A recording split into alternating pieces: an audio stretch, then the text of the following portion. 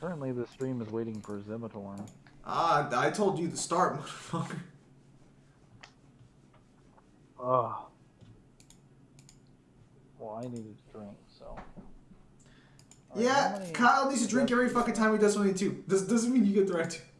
How many deaths are we currently at? You're currently at 9.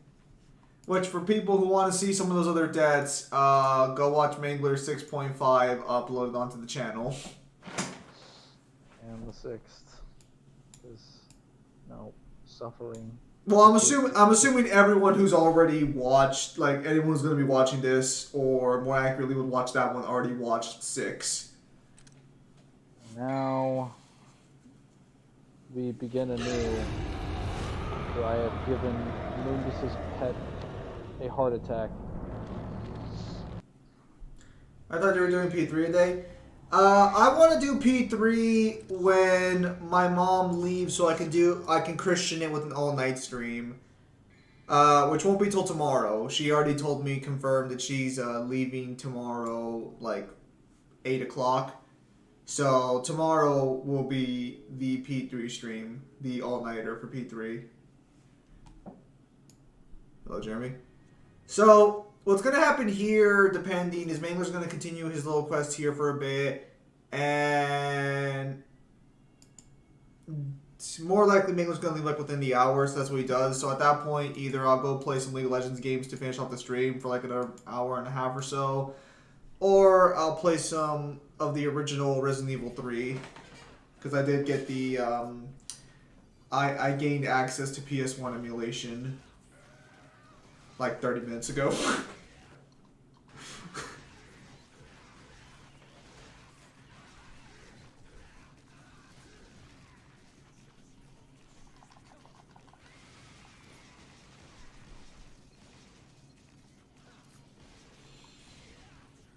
Damn it. Spawn's time was shit.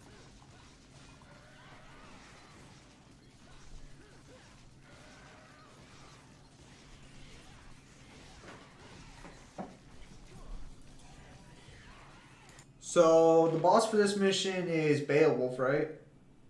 Vaughn. What? Oh, this is the one. What are your thoughts on the latest One Punch Man chapter? Did One Punch Man get a new chapter?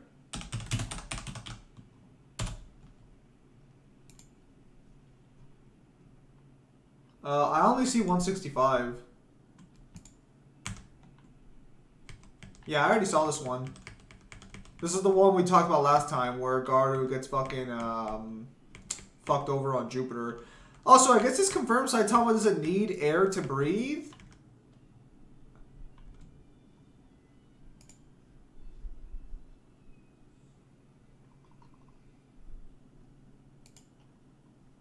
I think he meant that. What do you mean he meant that? Well, no, because I know that One Punch Man technically I think is what 2 chapters that have the official release translations. Because if I recall correctly, the Garo fight's over, and I know on YouTube people keep talking about Saitama time traveling, but that didn't happen in the current 165 chapter. I think that happens in 160. Yeah, I only read the official translations on Viz Media, so I don't know what's going on there. And real impact. Got that damage. Those spider enemies. Oh, you know, I was just about to bitch about the spider enemies, but there's an enemy worse than them. I don't know if they appear here or if they appear later. Which enemy? The Fallen, I think they're called. The Fallen only appear in DMD in missions 15, 16, and 18. But you can skip them at 18. I like the fact you basically memorized where they're at, because they're the worst. They're actually not that bad. They are the single worst enemy in this game. They are, but they're not that bad because there's only one enemy encounter where they're thrown in with other enemies that could cause them to be like a pain in the ass. Yes, sorry, Jeremy. I don't know anything currently. Well, I know a few things stated. I don't read One Punch Man non-official translations.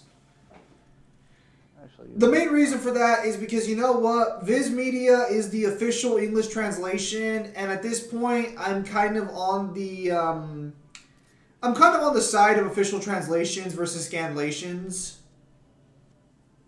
Once you have an official translation, you don't really need the scanlation unless something is like really unambiguous. Well, see, that's the fucking thing. Is like, so scanlations are nice, but and this has to do more with like, I don't know. I think it's like more like the Japanese. There are videos on YouTube that talk about chapter 168.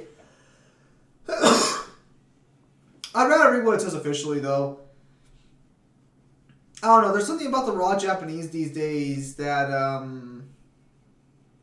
like I'll read a scanlation, but like if it doesn't say what the official manga says, if there's like a contradiction, I would take the official manga. You know.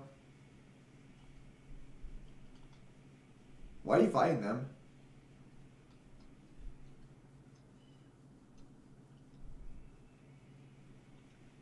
When did the first Battlefield update Dante to 1C? Like 3 weeks ago? 4? Like a month ago? Yeah, that's what I'm saying, like 3 or 4 weeks ago. Kind of been late to the party. One Punch Man fans are getting out of hand. Dude, they got all the right to wank. These recent chapters of Saitama. Dude, Saitama is literally acting in these chapters the way One Punch Man fans argue for him. Dude, they have every right to just fucking whip their dicks out. I mean, like, you can call it wank, and it probably still is, but, like, I can't even blame them on these chapters. Nah, bro, these chapters are giving them everything they could fucking ask for. Why doesn't it have no sound? No, there you go. I kind of like... when the Enigmas challenge Dante to a gunfight. I kind of like hearing myself think a little bit, so, Bro, what, how? Dude, Saitama literally picked up a portal... Well, okay, so hang on. What are they saying specifically? Dude, he literally picked up a portal that he should not have been able to interact with and just kicks it aside. Dude, Dude, Goku fans argue that Goku can do the shit Saitama did in the recent chapters. That's all I'm saying. That's all I'm saying.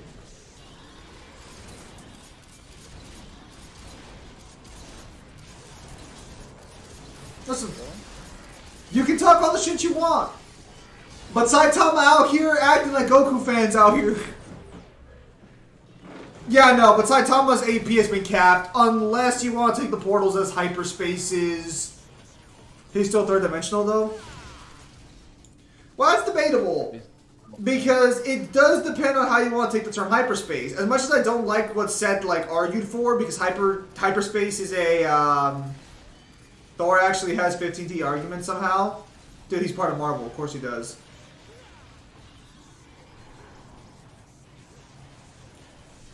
So, I don't like the way Seth decided to argue for hyperspace. But technically, he can't make those. Those aren't literal hyperspace.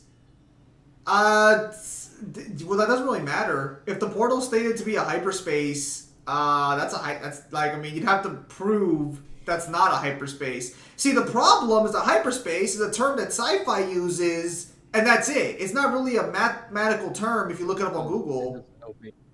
So it literally just means outer space. It does not mean like three-dimensional space the way that people think it is. So it wasn't created by scientists. What Seth literally did is he just looked up the Google trend, the first Google description, but that description was based on sci-fi. Now, granted, you can argue that I fucking hate that room you were just in. Yeah, that room was bullshit. But no, you could argue that does mean like fourth dimensional or at least higher. But like, I feel like there are line of sight portals. Hyperspace gate is just a fancy way of saying portal.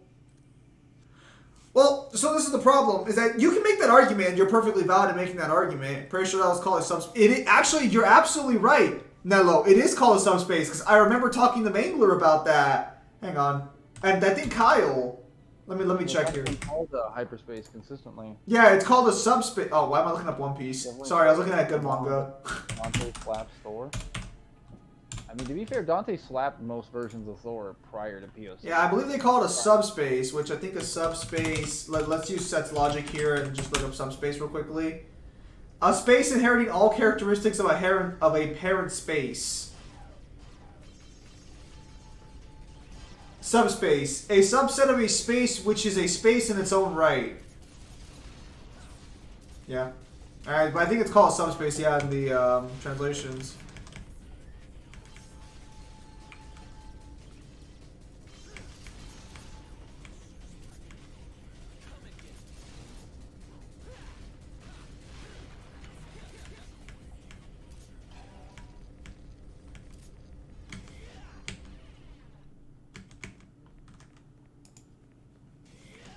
Let me see.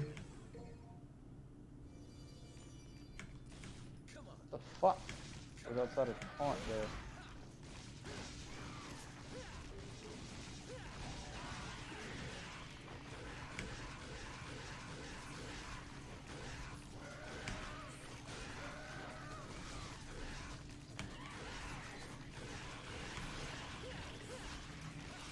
He can grab subspace gates. Subject warrior. Hang on.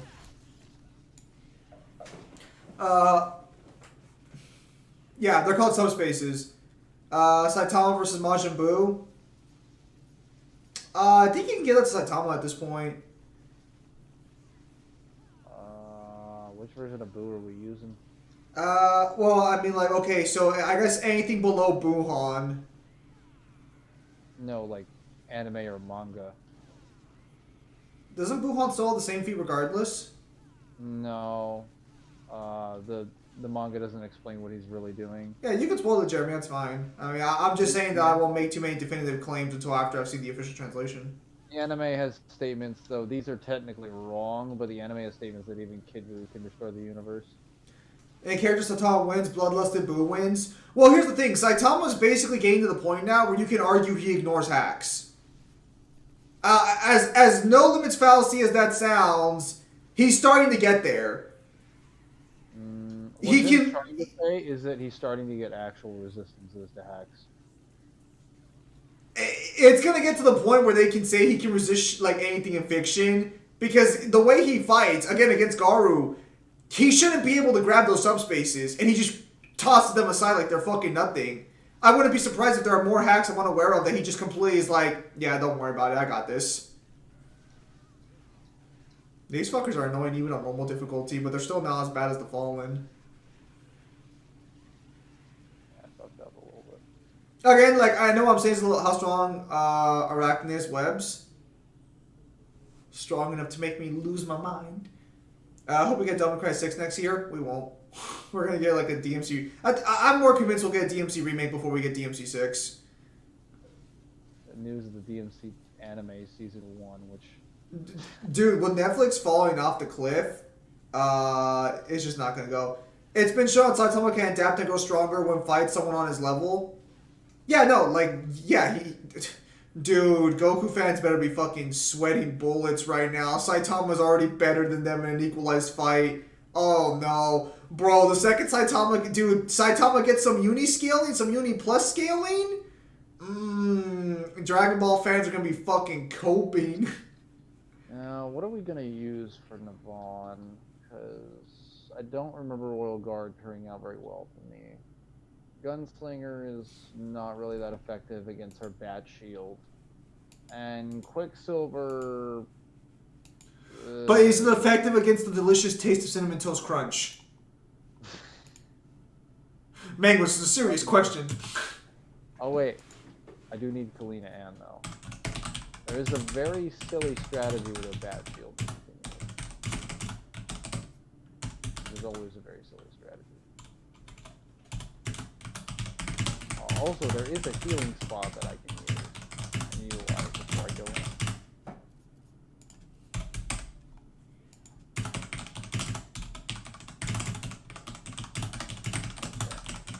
Okay. What we do is we go into this secret mission. I don't think Saitama being his god that he'll still be able to beat Goku. Oh, you're just gonna like lead the mission, then come back and heal. Oh yeah. He can also perfectly copy moves like he did with Garou's time travel technique. That was bullshit. I'm gonna have to sit down. Well, no, because if God scales to low 2C, he beats Goku. I'm concerned because I think at best he'll be universal by the end of the series. I'm gonna say he's gonna be 5D by the end of the series. I'm gonna say 5D. I think God's gonna get a statement of being beyond space and time. It'll just be like 40 at best. No, because they'll be above an infinite multiverse. And people will argue for 5D. Go cut some arguable uni stuff, but we have to wait and see. I'm just saying. It's abilities that he gains as he gains at God level, but we don't know how powerful God is. We know God was stronger inside Thomas since Garu, the fraction of God's power was as strong.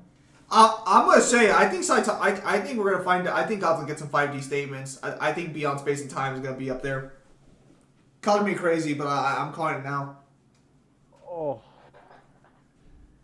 tired. But I know. Not that tired. I know. That's why we didn't. That's why I was thinking. That's why I was like, no, I'll stream. But you're like, nah, I got this, Zim. Hello, succubus, who is not a demon. Doesn't she wear more clothes like in the remake? What do you mean? Like in the fucking mobile game, doesn't she actually have more clothing? I think a little bit more, or more accurately, she has more bats. Here, let me look her up real quickly. It's Navon, right? Yep.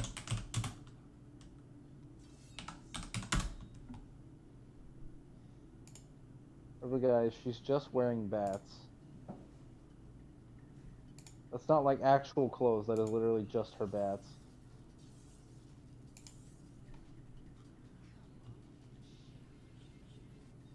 No, she's got a bit of a she actually has like a fucking like a broad design.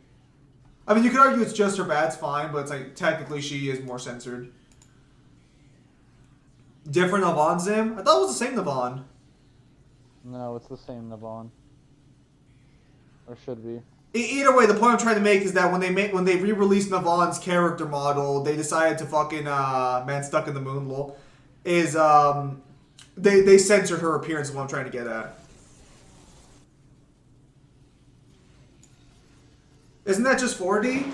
So this is where it gets a little complicated. Being beyond space and time, depending on the scale of the character, should be 5D because we consider at least currently. Well, what? Because if it's just the physical universe, the highest you can interpret is that. But well, no, because so currently, at least on VSB, if we use VSB scaling, you consider space to be the third dimension, then time is the fourth dimension. So if you're beyond space and time, VSB doesn't even consider it that way because they need additional context to confirm like what it's referring to. Well, hang on, let me check and see how VSB currently has their stats. That's what we use. Hang on.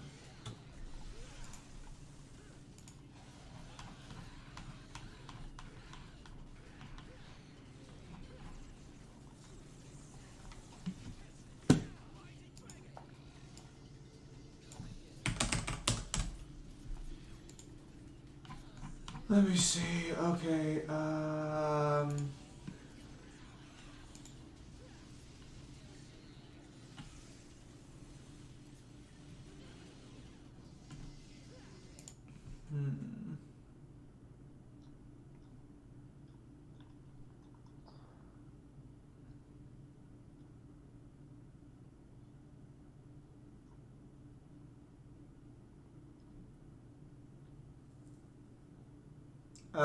So basically, yeah, no. According to VSB, yeah, if you're beyond the low 2C structure, you'd be fifth dimensional. Yeah, if you're beyond a low 2C. So if you're beyond space and time, that's a low 2C structure. Again, like, so you have to establish they're already beyond a low 2C structure before they make that claim. Not necessarily. Yes. No, so it wouldn't be in reference to just the physical matter of the universe. It'd have to be the complete and totality of it, and it'd have to be like embedded. So I feel like the problem here is like if you have the statement that says he's beyond space and time, I feel like you kind of have to prove that doesn't mean be like completely beyond space and time. Problem is you have to prove context. Oh, actually, hang on. You're at your last life. When you establish the existence of a higher dimension, you need to prove where the higher dimension is also located. You can't just say like, oh well, it's fifth dimensional. Like, you have to. Well, no, because the main attribute we give 5D characters is they see space and time as insignificant, or technically, to be a little more accurate, they see it as infinitely. Establish there's a fifth dimensional space they're going through. Otherwise, it's like a fucking. So then, in your eyes, you would argue that there's fucking 2A, then there'd be beyond space and time, which is above 2A, and then there's after that 5D. I would establish that if you get a higher dimensional statement, there is. Beyond space and time can be used as supporting evidence. I don't consider that nearly enough because it's a vague fucking statement to make. Well, I mean, I guess the full scope of it could be vague, but that would only be if like you need an infinitely fucking greater distance between it. Let me add one word that would make that better. The totality of space and time. Okay, so I've already made the state. I feel like you're now arguing for blatancy. I don't think that's completely fair. Like, granted, I think context matters to a statement like that for sure. But I think like if we were to just look at the statement by itself, I think that's fine for 5D. Well, it's not mentioning like a dimension or anything. Well, again, because it doesn't have to. If you're beyond space and time, at least depending on how you scale dimensions. Again, like, so using Einstein's theory of relativity, time would be the fourth dimension. So if you're beyond space, which is the first three dimensions, and you're beyond time, which is the fourth dimension, then again, like, theoretically, there would be, you'd be in a fifth dimension at that point. Again, like, yeah, like, I think context matters for a statement like that for sure. I just don't think, like, if we're looking at the statement by itself, the statement of needing the totality, I don't think is... I did not like this about the Nirvana boss fight that she keeps leaving. What? That's one way you could do it. You wouldn't need it necessarily. Well, so like the problem here is like, so what because even regarding feats, like what feats do you actually fucking like use to say beyond space and time directly? Well, I can destroy space times. Well, no, because any 2C character can do that. Like what? Can you move without time affecting you at all? Well, no, that's infinite speed for the most part, or inaccessible depending on be. Does interdimensional tier have its own flow of time? Honestly, I don't really know on that one per se.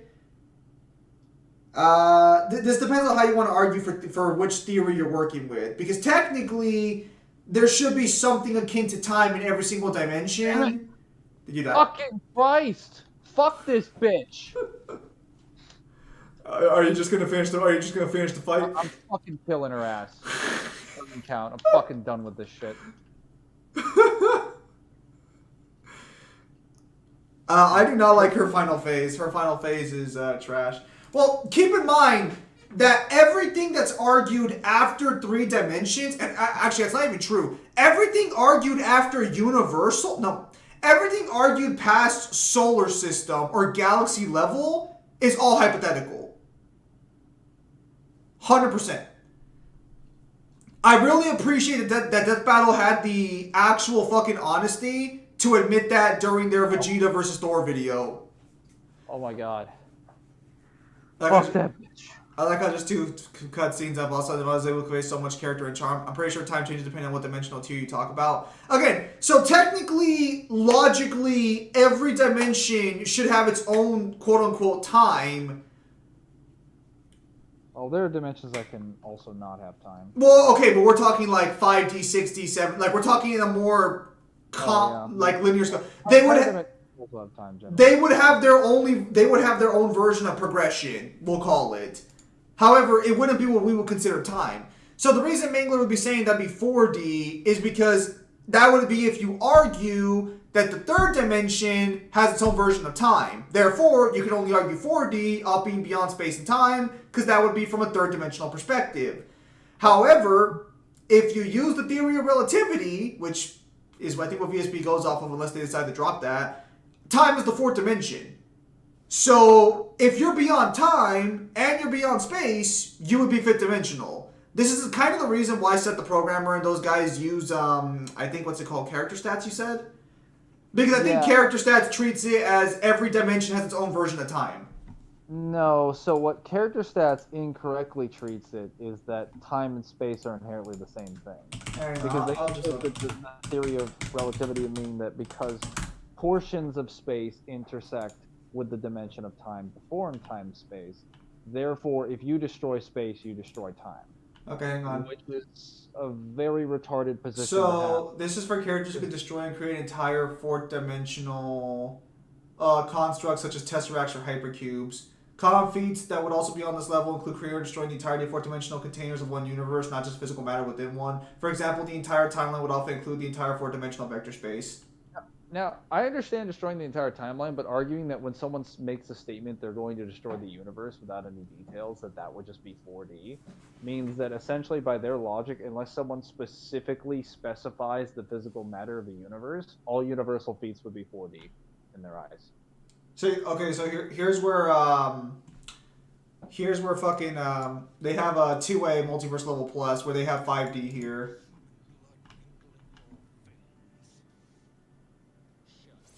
Oh hell, just 2 cutscenes and a boss fight, and Navon is able to convention so much character and charm. Yeah, DMC3 is pretty good with it.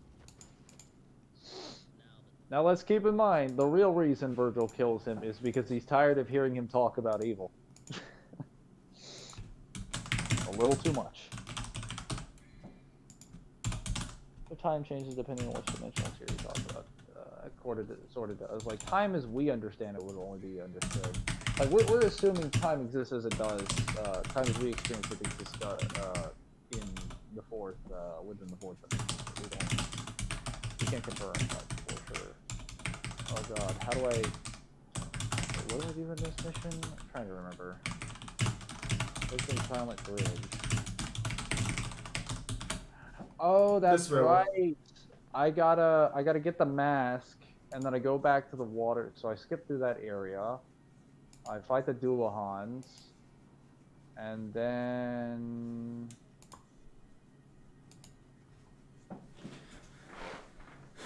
yeah, no, I get back to that one. Oh, so I fight like one mandatory spider encounter and like the Doolahans. Okay, that's nothing. Yeah, no. We're gonna go with Trickster because we are gonna run through this entire area. So it just really depends on how you want to take fucking the time, but again, it's like it's all technically fucking subjective. But that one is subjective because the fact of the matter is that everything beyond that point is highly theoretical. Right, this is my last life. Mangler dies twice in a boss fight. No, fuck you. That doesn't count because she's a bitch. I'm saying that because, like, it is fucking bullshit how much damage that bat shield can take. That is fucking retarded. Also because the end magma turbo threw me off. So yeah, that's why there's kind of a bit of like a dissonance, and this is what I fucking hate because I don't know if VSB started the trend of versus wikis. I'm pretty sure they didn't, but they were the most popular for a while. And they had a simple tiering system. It seemed like everyone worked with it, and it was fine. You know, you just moved on from there. The problem is that after a while, I want to say, like, I think what happened was, and I could be wrong on this, people got fed up with how VSB did it and decided to do it their own way. They read the material and decided this makes more sense. And now we have a situation where the community has 2 different interpretations of what the fuck a theoretical fucking already, you know, not completely real idea is. So to simplify what Zim says, they took what they thought was already an incorrect explanation, and they made the explanation of it far worse. And the criteria that Character Stats and Profiles Wiki argued also fucked a lot of their arguments in the ass, because they also included in their tiering system that they don't believe in any sort of supreme authority or position or interpretation of fiction. Like, they don't think there is like an empirical like basis to most interpretations, and they don't allow things like, that's why they don't allow things like CRTs. So because of this, their standards can't readily be changed, and people who follow those positions follow them and fight them like to the T. So you essentially have a wiki of people who don't really debate and discuss this, but then have like a very specific, you know, perspective of it. And then you have a wiki of people who are super aggressive in debate about it, but are refused to change their standards. What happens when you combine those things? A recipe for disaster. basically. Yeah, no, hang on. Let me read their notes here because I've actually never used this wiki before. All characters have a greater than infinite number of dimensional aspects, most of which have a null magnitude, with null being a value that shows that someone doesn't interact with those dimensions. A character which is classified as n-dimensional has a non-null magnitude and an n number of dimensional vectors. Okay. A query that might arise is the existence of lower dimensional beings in higher dimensional planes, and what it implies, contrary to how complicated it sounds, the explanation for it is quite simple. As noted previously, every being and object has an infinite number of dimensional aspects, with most of them being 0. For example, a regular bar of soap has an infinite number of dimensional aspects, but the value of all such dimensional vectors, apart from 3 basic dimensional dimensions, is null. In other words, every being and object exists in a higher dimensional space, apart from those high one being above, only with the magnitude of higher dimensional vectors being null. Null in this context being the value less than 0. Okay, that's a little interesting. So they argue. So I think this is to counter like my potential, not me directly, Mangler. When I eventually buy the supernatural novels, we like PDF copies. They're supernatural novels. I think Kyle mentioned them, yeah. So, well, Kyle's the one asking. Oh. I was just like, who the fuck is asking the supernatural novels? Okay, so basically I know that I want them. So their argument is that everyone exists on a higher dimensional plane, but if you're on a lower dimension, your value in a higher dimensional plane is null. There's 12 or 16 apparently novels. So the way character stats treats it is currently right now I would exist on every plane of existence minus 1b below. So I think that's like 12 dimensions of reality. But my value in the other dimensions is null. So I could theoretically exist there without being higher dimensional, even though that would technically change my number from null to something. Yep. And there is no contradiction there. Not at all. No, like, I get it. You have to try and fucking argue around, like, because I think we were talking about this with Ghostbusters. Ghostbusters go to a fifth dimension. Okay, well, now you have to argue Ghostbusters are fifth dimensional, so it's like, no, you can't do that.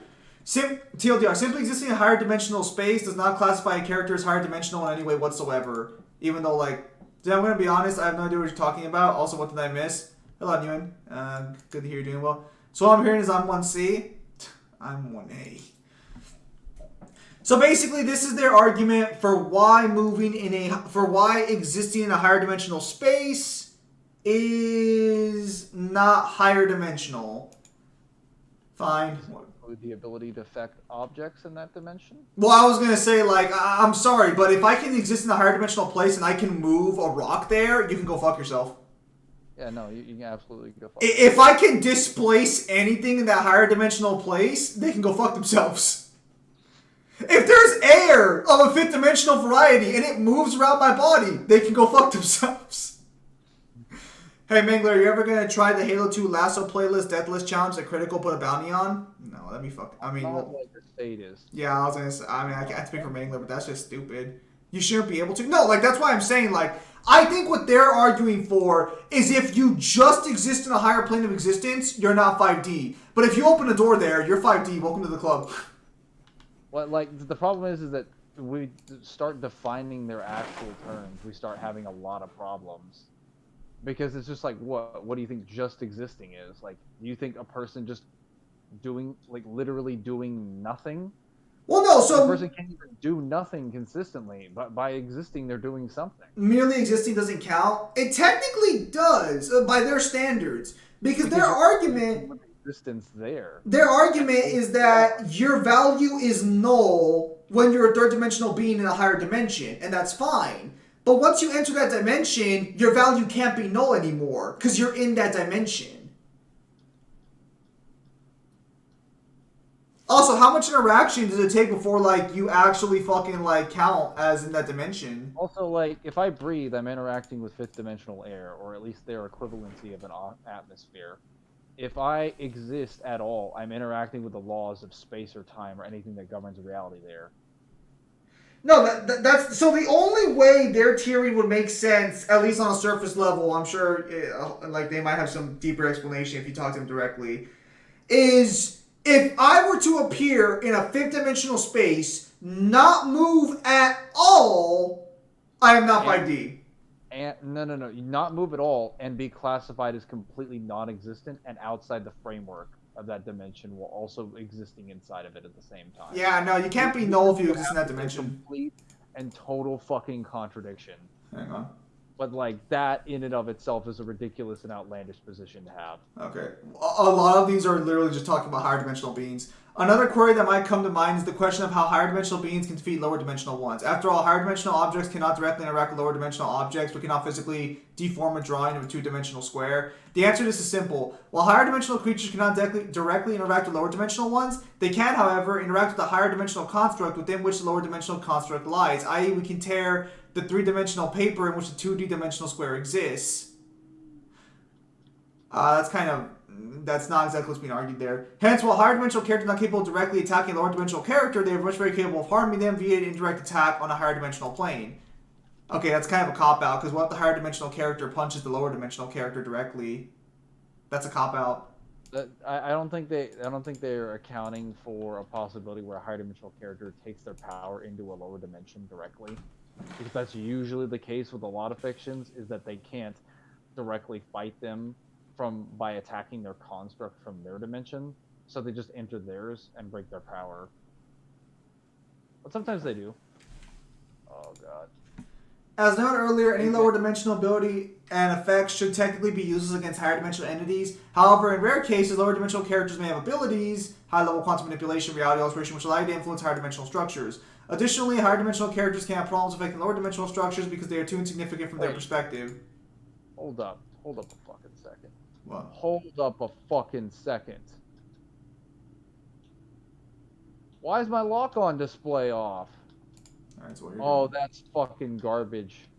That literally gives me the health bar. Additionally, higher dimensional characters can have problems affecting lower dimensional structures and they're too significant. Nevertheless, higher dimensional characters usually have some sort of ability to manipulate reality via higher dimensional manipulation, or else creating/casting shadows, aspect dreams, avatars, and manifestations, abilities that allow them to interact directly with lower dimensions of reality. There are many different versions of the concept of higher dimensional entities, each depending on the fictional rules of the author of that particular franchise has laid out. Hence, it is impossible to say that higher dimensional characters can always be lower dimensional ones within fiction. Alright. It depends on the kind of enemy dude, right? You don't necessarily need to punch a godlike being just to harm it. It also depends on how a character and his rules are written. Yeah, but the problem is that if you're going to be hyper-specific about this for a wiki setup, anytime you can bring in a counter-argument or a counter-hypothesis, it's kind of a little silly. Because keep in mind, these guys went out of their way to be better than VSB in their tiering and their reasoning. And yet I already kind of feel like their reasoning's not as errant. For 5 minutes. He's never looked at their wiki until now. This is my first going through it, and I already see a few problems with their reasoning. I've only looked at it 3 times, and I'm not even currently looking at it on screen, and I already have problems with this. I'm playing a game at like 2 in the morning, and I'm barely awake. I'll slow it in. Plus symbol. Currently misused to an extraordinary degree on the wiki. The plus symbol should be used when the attack potency is greater than the average of the high end energy level and low end energy level of a particular tier. Average. Okay, so that's. Wait, so they don't. Wait, so how do they do any changes here? Just go to the CRT then. It's beautiful. It'll explain itself. Wait. So there are no CRTs. Just read it. Read it for the class. Let the class understand what character stats and profiles wiki has to offer. I guess I'll go to rules and guidelines after this then. If a character is stated to be omnipotent, that doesn't inherently guarantee them a particular tier, since that statement often means that a character is very strong, which is unquantifiable without further context. For example, if a character with 7 BAP says that another character is omnipotent, it just means that the second character is much stronger than the character who made that statement, but that doesn't make them high 3A, low 1C, high 1A, etc. I call bullshit on that, actually. If a character stated to be omnipotent from the perspective of anyone below universal, I would argue that the omnipotent character is at least universal. Depending on how the statement comes into play. If it's described by the author, they're universal. If not, I can see some wiggle room, but like, how strong do you think, from a building level character's perspective, would omnipotence actually look like? Like maybe like star level? What? Like I just blew up the universe and it was like, this character's omnipotent. I have to assume he's at least comparable with the statement. Hang on. But that doesn't make them high 3A. Furthermore, our wiki does not have a tier 0 in any way, be it for claims of balance or omnipotence, because true omnipotence is not a thing. Check this video for a detailed explanation of the problems regarding omnipotence. Let's see. That's probably Surfbone's New lash video. pair. It is a Surfbone video. Yeah. Why do you know that?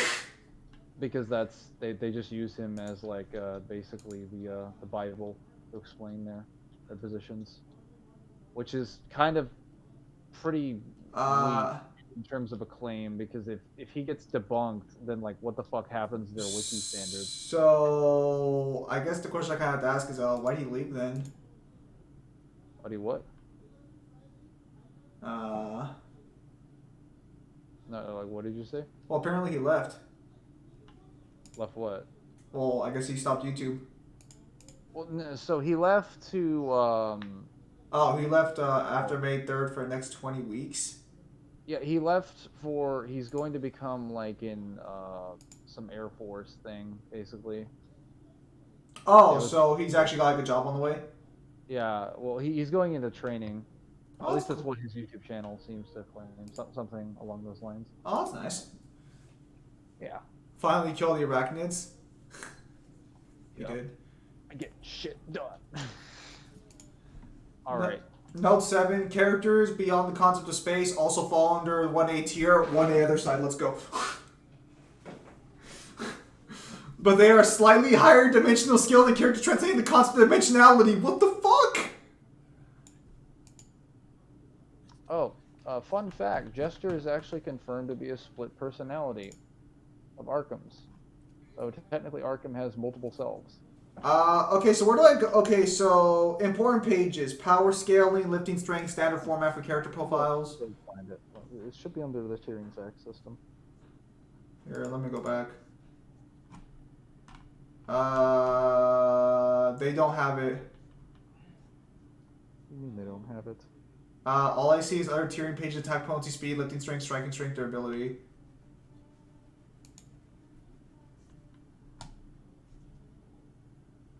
Explanation of the tiering system. Yeah, I think they got rid of that. Did they? Did they get rid of it? Oh, that's fucking great. Oh, is it their fact page? Hang on, maybe it's in their important pages. Yeah, no, it's in their fact page. So go to the tiering system and then go to fact page. Alright, let me go here. I'll just look it up real quickly. No. Just go to fact page. No. So I'm on their tiering system right now. Is fact page at the bottom then? Yes. Hang It's on. at the ball. Shut up. Is that the one with the bald eagle? I swear to God. Okay, here. Let me show you what I'm looking at real quickly. Let me just send it to you. Okay, Because fine.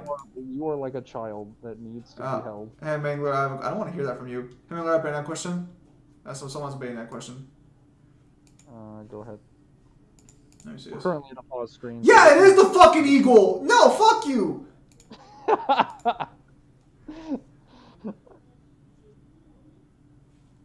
Are those 12 Steve? Hang on. So I still haven't seen that statement. So, I've also been told with all this stuff. important, do not create profiles that are the same as those of other versus wikis. It's become a serious issue now as it keeps happening, seemingly with absolutely no end. We thereby force taking this action. Your kind profiles will be deleted upon silent without exception. Okay, but what if characters are just actually scaled the same way? I heard of the told these stuff in the verse. I kind of already answered that. Alright, good. Okay. As replacement... Not Arkham not come back? No, because they're still in the same body. Okay. Multiple personalities would still be trapped in the same body, so Okay. if one of them, both of them die. Okay, so... not entirely true. Yeah, if the body dies, both of them die. No. I mean that... So they do have a place to discuss shit.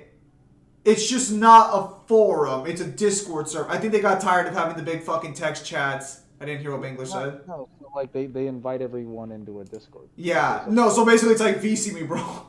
Yeah, no, that's literally how they so their standard of evidence is not prove it in an empirical manner, provide a standard, provide a claim.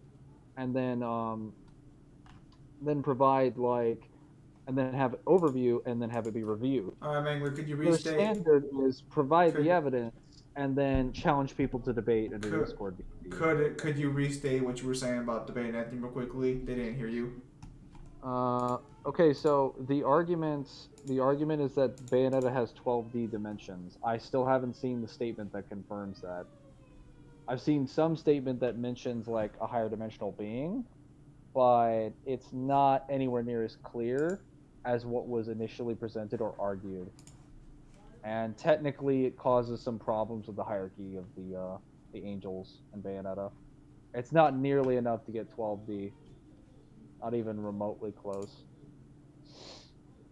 It technically fucks with Aesir scaling, unfortunately, which is weird because he's got like blatant statements of being beyond space-time. Okay, so they don't allow fan-in memes. They don't allow real people. They don't allow higher than tier 0 characters. They. Okay. Didn't you read their their question for why they don't do CRTs? You didn't read it out. Let me see here. Number 3.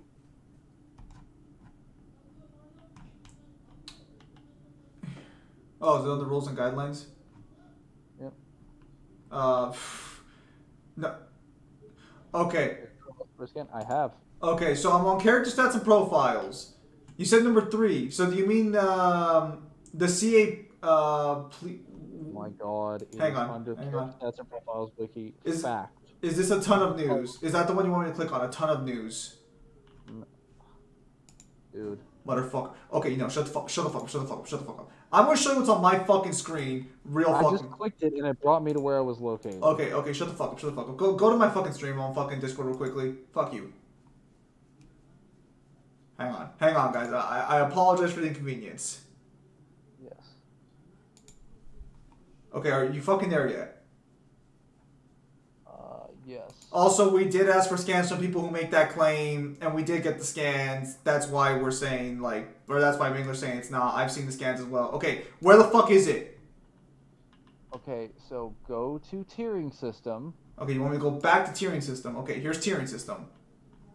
Okay, scroll. Okay, get rid of the X at the top so I can scroll up a little bit. Okay. Scroll up. Pull up. There's a fact space right here. Right there. Grab it. You lied to me. You lied to me. You were looking straight at it. You lied to me about directions. Why am I not surprised? You lied to me about directions. Right in front of your eyes.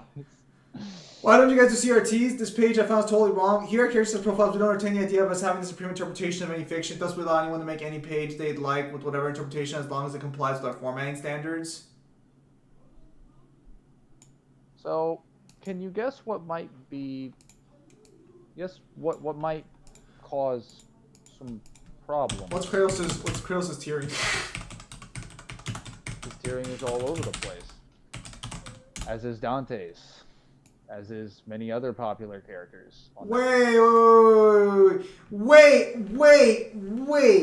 Are you fucking telling me that anyone can just make a fucking page for Kratos? Yeah. Anyone can make a page for Mario or... And they will have just multiple fucking pages for Kratos. Yeah. Oh, I don't know. It doesn't require any submission or any presentation of evidence. It just has to be submitted in their formatting standards. So hopefully it doesn't have to contain any viruses, or it has to be presented in a format that people can read. I do not know how I feel about that. It doesn't even need to be sourced. Actually, everything that you say doesn't even need to be linked. Like you can just say it in the profile and not link any scans.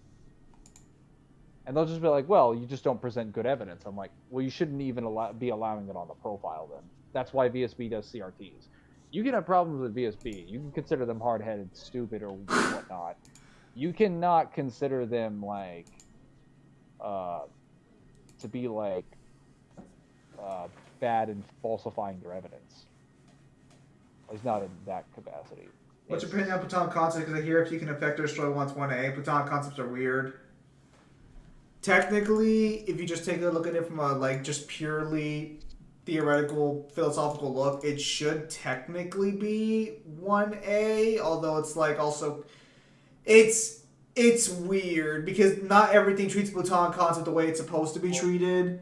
So a Platonic concept by Plato's understanding isn't even beyond all time and all dimensions. What he defines a Platonic concept to be is simply beyond it's simply beyond the functional reality that we exist within. Because even thing like he in his allegory for the cave, like he views it as the thing that exists beyond the sun, beyond the light that casts the shadow on the cave. The problem is that how far that stretches is really up to interpretation, even in his own words. And The most you could argue a Platonic concept to being is completely independent of any reality it occupies. The reason that the Platonic concepts is 1A argument comes from is that the interpretation and extrapolation of that makes people believe it's 1A, but that's not necessary. It really just depends on how you want to argue for the cave example.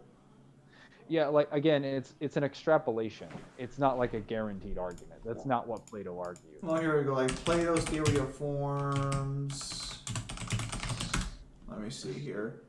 So this one's pretty easy. Yeah, there was a thing for this.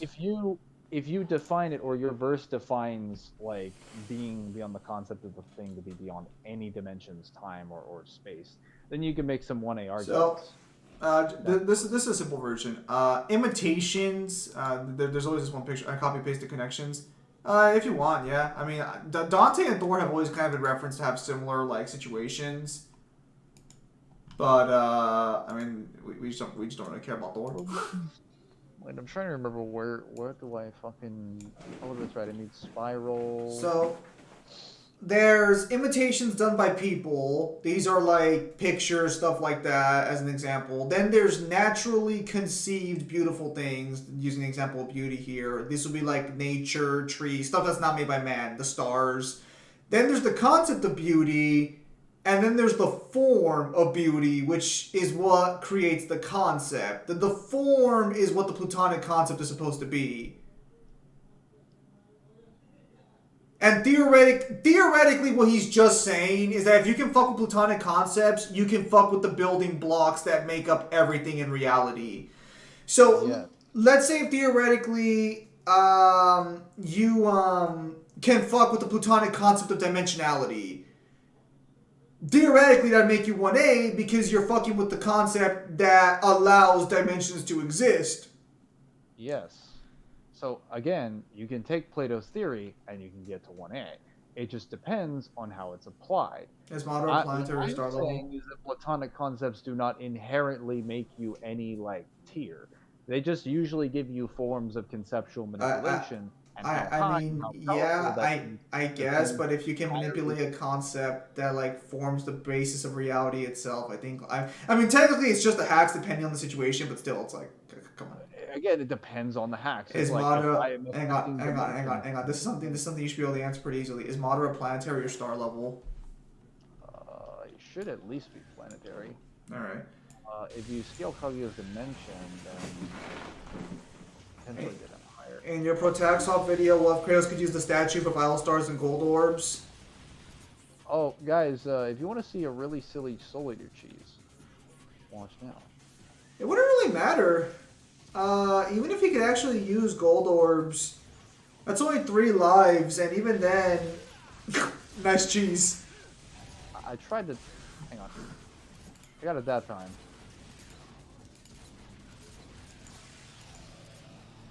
Never mind, can't postall with lol. 2 legendary, amazingly powerful people who are seen as unstoppable, with very few people in their world being able to stand up to them and take them down. Doesn't Thor get beat by like half the fucking cast? I think even Wolverine beat Thor at one point. I don't know if that's true, but I feel like that's true. Well, there's an author statement that Wolverine's faster than Thor combat-wise. Marvel Comics. When? I'm pretty sure he's beating Thor in a fight. I mean, granted, like I can't call it that, but I'm pretty sure I've seen Thor lose to Wolverine in a fight.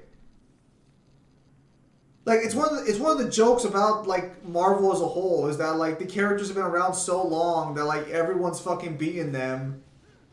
Everyone's beaten everyone. Yeah, they've been around so long that if I really want to sit down and look for it, I could probably find examples of. He never has, as far as I can. Let me look it up.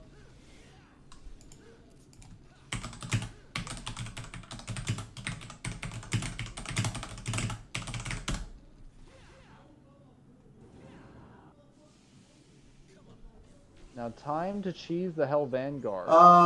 Wolverine kills Thor in Marvel's biggest fight ever at the end of the Marvel Universe.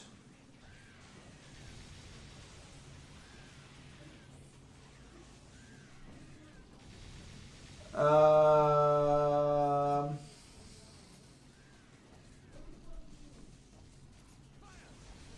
don't know. So apparently he did beat Thor at one point, but I don't want to. I don't want to open the site because I don't like getting viruses. But first, I guess I was saying to him was wrong. Wow. Would Madara slap Yujiro? Well, it depends actually. What do you? There's also other statements like Galactus most powerful. That's just Stan Lee's statement. Context. Well, consistently, I know Wolverine stated to be faster than Thor in combat. I think that's actually a rule writers keep to themselves when it comes to doing Marvel things. If we assume Yujiro and Madara are relative, I think you can make a pretty solid case Yujiro beats Madara in a fight. Well, hang on. What version of Madara, actually? Because depending on the version.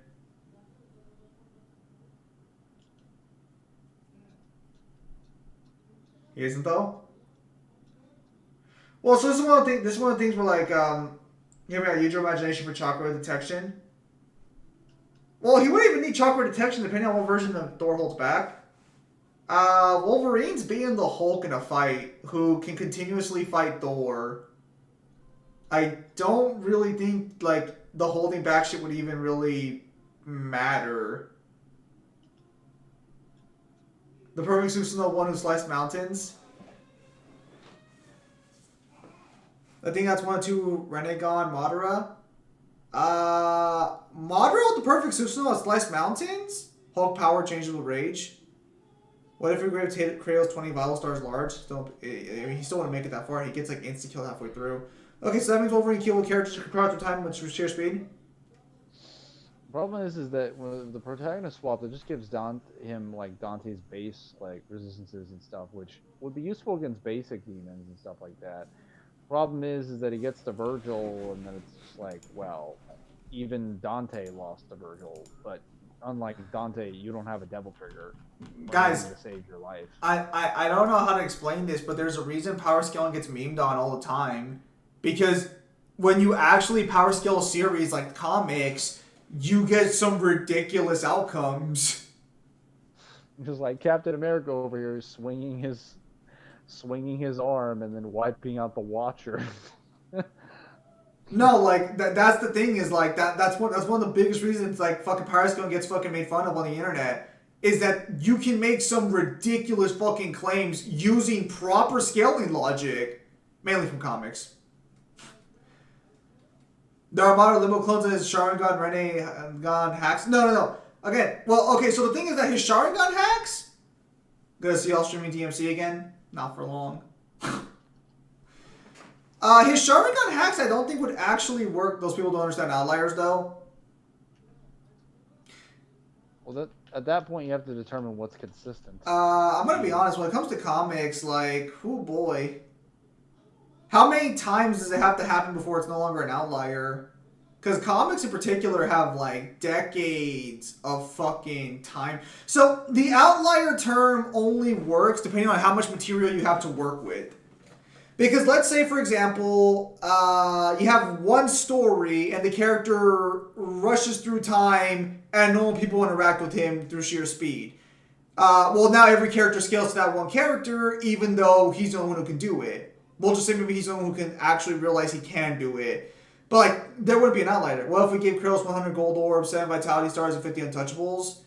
Again, like, I don't think you understand this. He's not being given Dante's physiology. He's being given his resistances and his starting point. So it doesn't matter like how many gold orbs he has. He's going to be the same level of strength when he comes back as he was before. The only reason the gold orb would be useful is to run away. Even Like, then, you understand that Dante, like, canonically gets stronger, vastly stronger in between his games, right? Like, if Dante stayed the same level of strength in every battle, he would probably get dicked on every time he came back to fight, like, stronger versions of characters.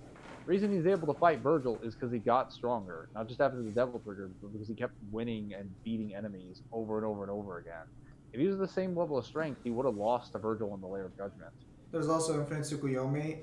Again, so it depends on the version of Madara you use. If you use a Madara who's not like Ten Tails, I think Yujiro takes that if you scale them relative.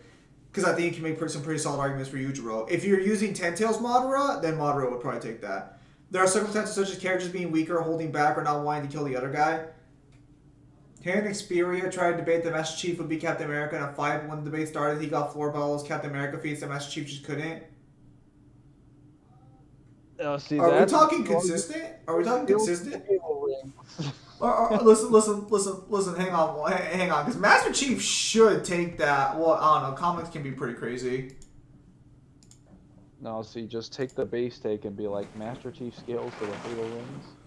Be like, here's my Halo Wars Spartan footage of him single-handedly taking on a Covenant Armada by himself and not dying, because Spartans can't die in the game. Match so hidden, had to concede that Captain America would be Master Chief in a fight. Did he use all those crazy Captain America feats? Like Captain America fighting like one of the characters? Ten Tails Madara, yeah, versus current Yujiro? Then yeah, the Madara's gonna win. Would the blue orbs help out at all? No. No amount of orbs or stuff would help him. Also, I have a question about the protagonist swap. Go ahead. Yes.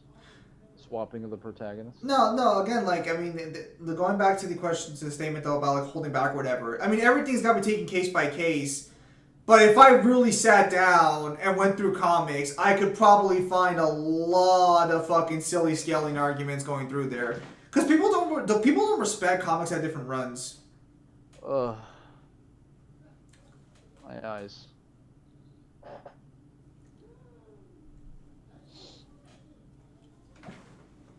If only there was someone who could see the fact that you'd probably be tired and probably decided against you streaming. If only. Just point out the fact that this man was searching all over this tower just to find me. Probably the most wanted you've been in a long time.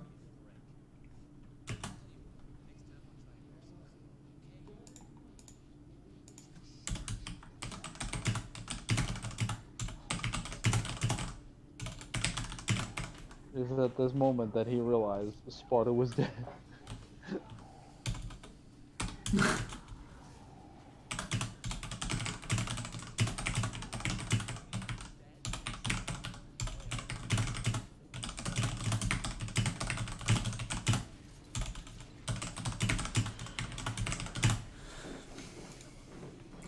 Is there the make pull when he cut America?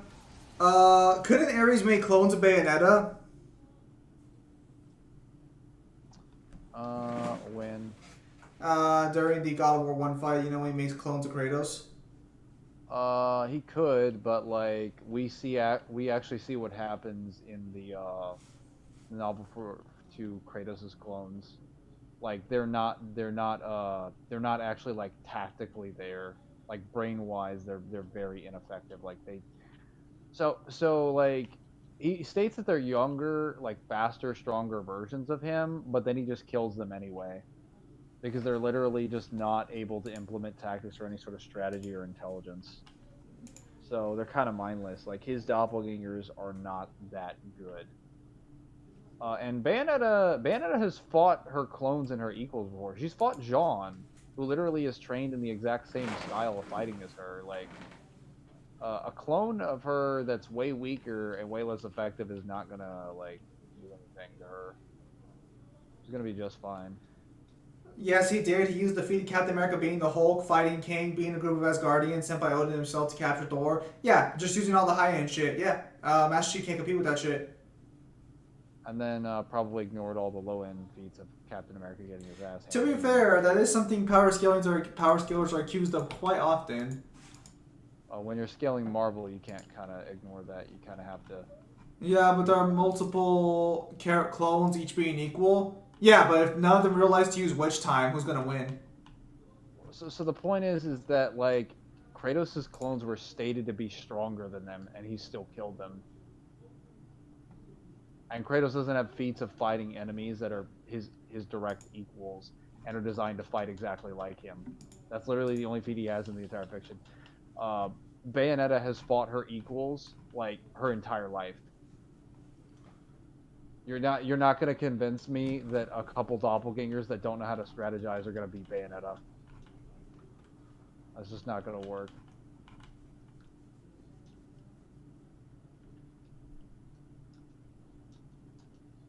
Oh no. Oh yeah, there's a silly strategy. I forgot.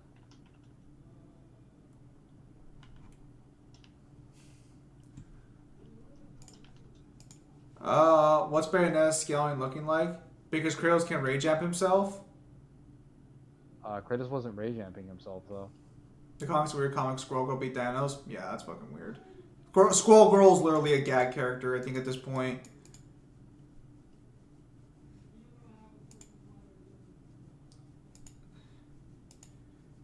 But what if he pulled out an AK? Good question. What's Bayonetta's scaling looking like? Fuck. Depends on who you ask. I mean, she's got some juicy statements from AZ, and again, and this also depends on how you want to take Japanese Raws versus how was he not rage jamping himself though? What? Oh, someone was asking how was he not rage jamping himself? You have to prove he's rage amping himself. Also, like again, he doesn't state in the novel that he's like that his power is increasing or anything. Like there's no indication that he's getting stronger. He also confirms that they're stronger and faster than he is. But the main thing that he contributes to the reasons why they lose is because they can't strategize. That he has like more experience.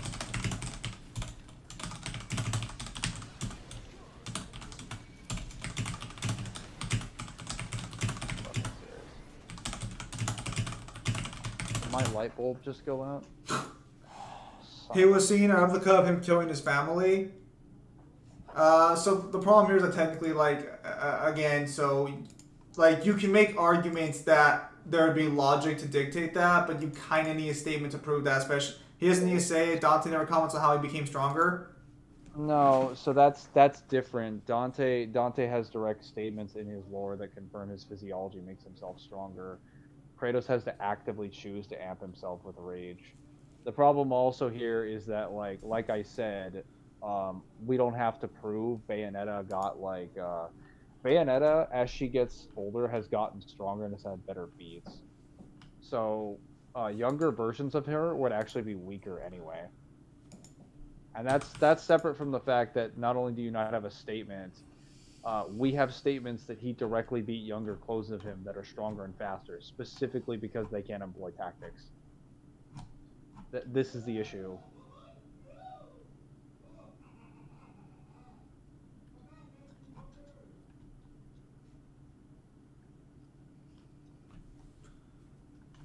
Hang on.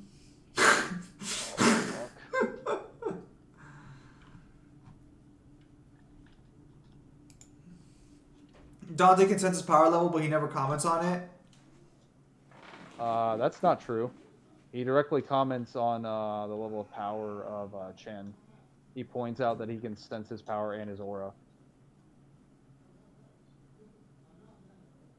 Oh, fuck. I have fallen, and I can't get up. Are you sure you don't want to finish the fight? I mean, you already basically cheated earlier with Navon.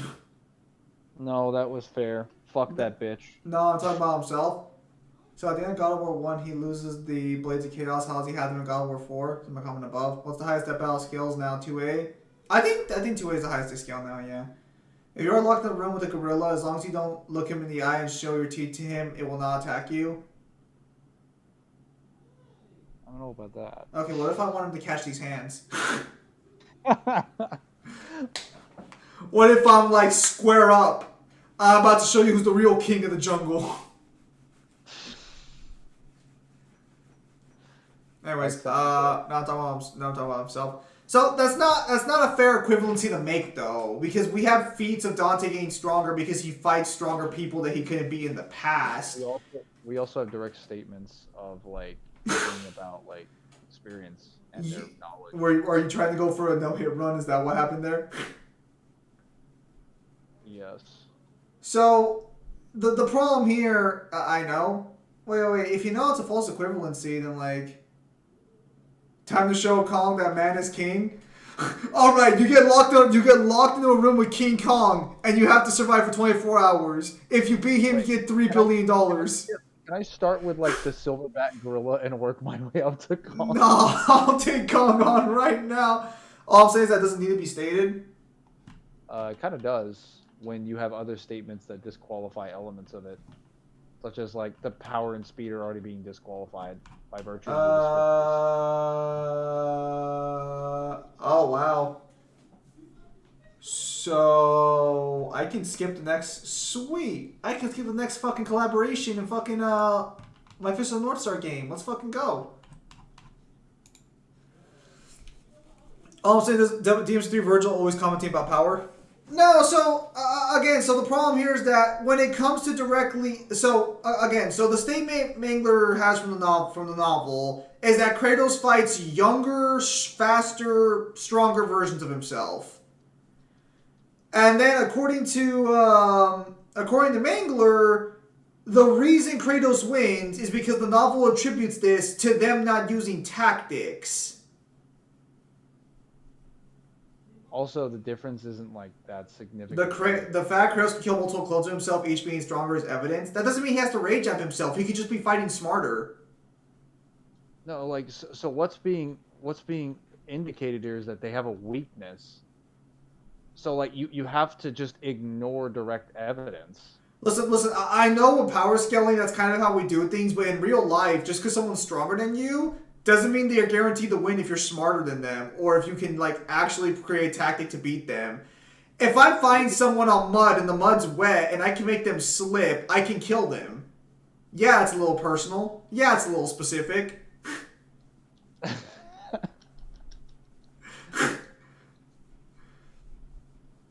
Like I know it's kind of hard to remember because when we do power scaling, when we usually talk about characters being stronger, we usually attribute them victories. Mim versus Mangler. Damn. You know, I'd say Mim, but that's Mangler. That's Z though. Kratos knows all of his weaknesses and strengths. He outwits his opponents via strategy, exposing his own their weaknesses. Is there actually just because fiction points out weakness doesn't mean it's only has to do with weakness? Okay, so as someone who's read books consistently and as someone who's a writer themselves, although granted amateur and an English major, a writer wouldn't point that shit out unless it's important. So anytime a writer mentions anything, assuming they're a good writer, it has to serve purpose. So if they directly state that the clones can't strategize, then, you know, that would mean that Kratos wins because of strategy. Goku was stated to be Khalifa because he was skilled, but he was hurting her. Again, see, this is because a writer doesn't understand power scaling. No, but if a writer fucking states that strategy if strategy's important, that's the defining factor for why Kratos won. It doesn't matter if they don't understand power scaling. Also, again, because we talk about power scaling, I don't think you quite understand that stronger doesn't have to mean astronomically stronger. Like, okay, so here's the direct statement. His younger self came at him with the efficient straight ahead style that had been his trademark. Every step was a strike, every strike was a step. His younger self was faster and stronger than Kratos was now, but strength and speed were never the only elements of victory. And then it goes on to give details that he basically, the young Kratos throws like a blade outward to whip through the air. Old Kratos stepped inside the strike and caught the blade by the chain. Its heat seared his hands, but he didn't care. He was used to pain. To win back his family, he couldn't endure anything. He grabbed the blade's half and yanked it with all his might. His strength threw young Kratos into the air, but his younger self was fully as agile as he'd been. Instead of humbling himself, he turned his flight into a pounce, and the other blade raced for a kill. Yeah, I guess it must have come from a considerable portion. And then he basically because it must have come as a considerable shock to young Kratos when his weapon arm was severed at the elbow, so his hand, blade, and chain all fell harmlessly to the floor. Old Kratos mercifully spared him any additional shock by slicing his skull into two pieces. So right there, it's established that he's smarter and faster, but that's not the only elements of a victory. He throws the blades of chaos at him. He grabs it, pulls him through the air, and cuts his arm off, and then slices his head in half. So explain to me where the rage amp came from when it's literally stating directly that speed and strength were never the only elements of the victory. Yeah, So no, you can't that's even attribute that Kratos is that to is absolutely blatant with that speed and strength statement. That the reason Kratos wins because of strategy. you just have to Kratos reacted to his faster clones. Again, see, because we talk about power scaling all the time, and usually when we talk about it, we're talking massive gaps, but you can be faster and stronger than somebody and still be comparable. you also have to prove by how much here. And it's never stated by what degree. So you just be assuming they'd be massively stronger or faster than him. Which is like not necessarily the case. So They're probably like if we had to percentages, they're probably like 10% faster and stronger than him. they're probably marginally faster. Like there's no reason to assume they're not much stronger. Plus, not to mention Because Kratos' you'd have to best assume feat. Kratos has a massive loss of ability from his previous younger self, which I don't think is ever supported by any of the material. No, and the issue is that if we're going by the younger Kratos, the ones that first got the blades, that would be Ascension Kratos. Ascension Kratos doesn't have the best feats for the Kratoses post God of War. That would go to Chains of Olympus. So technically, they wouldn't even be as strong as Chains of Olympus Kratoses.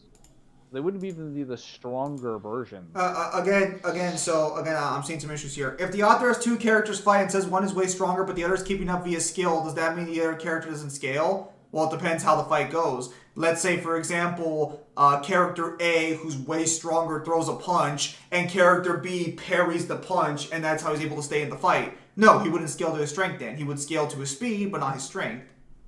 Let's say we have character A moving much faster and stronger, and he gets in a couple hits, but then every time he approaches, he always approaches the exact same way.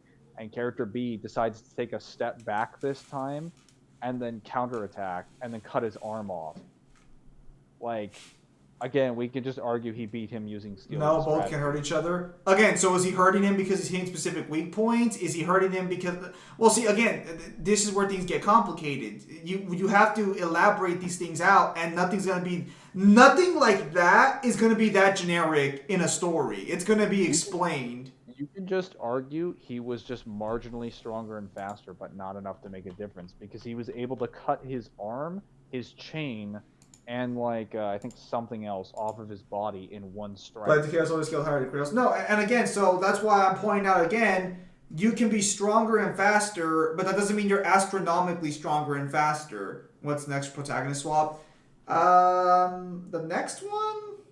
Hmm. Dante Are we in finally? in the Are, meta. are we finally doing Dante?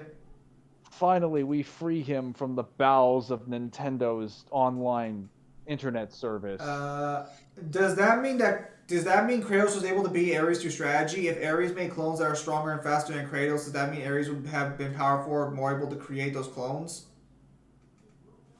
Let's say character A is far stronger, more durable. Character B is more skilled and somehow still hurts character A.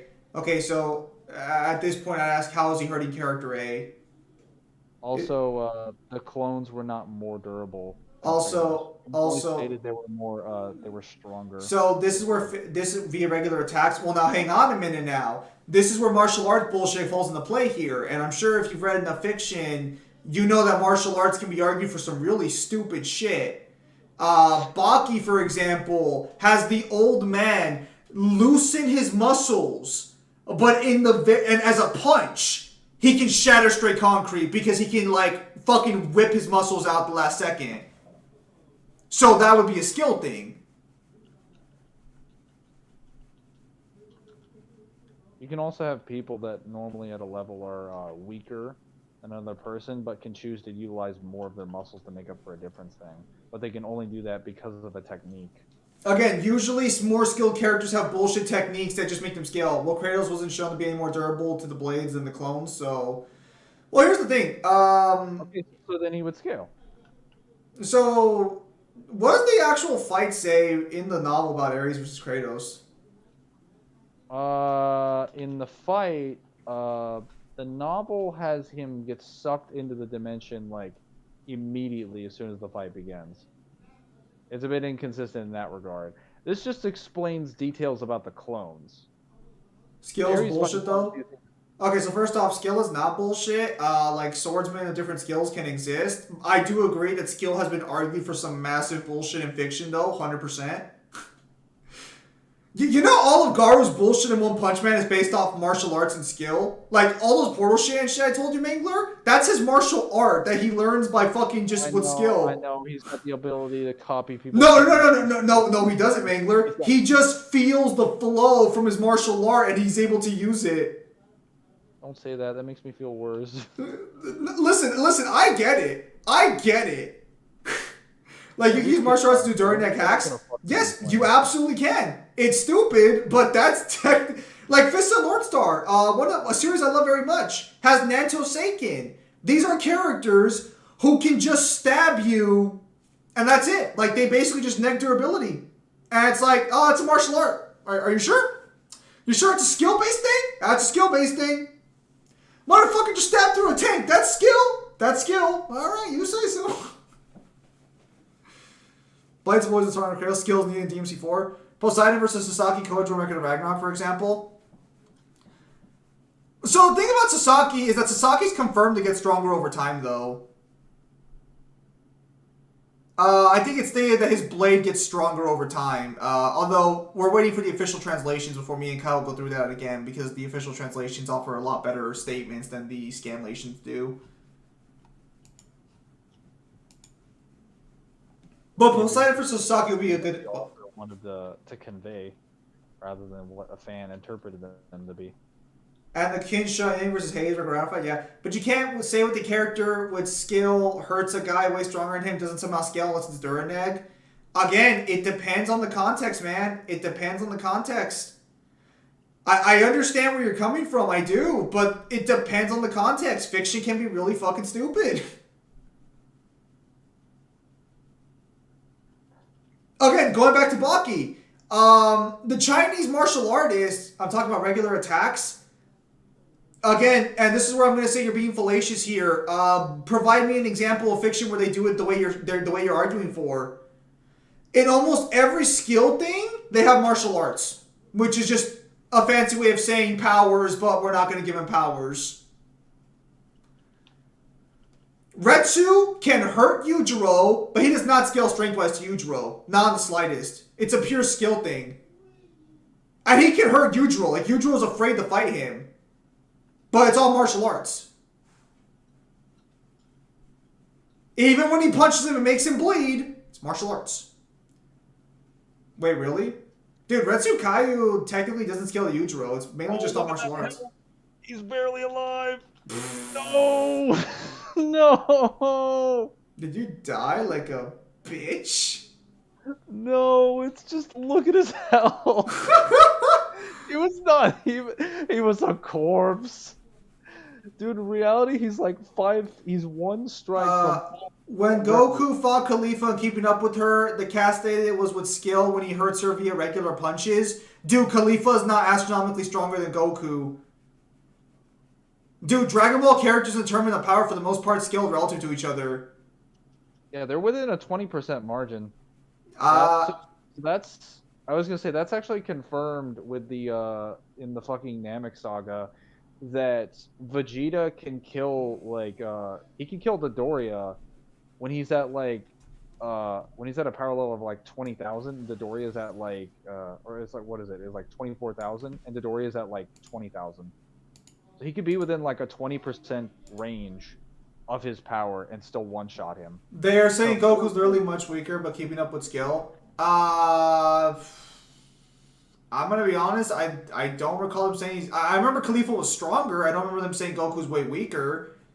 keep in mind, Saiyans technically get stronger as they fight, which is a consistent thing confirmed throughout the Tournament of Power. It's one of the main themes of the tournament. Isn't that Leia's DMC4 outfit? It is not, because she's wearing pants, so she's weak. Oh.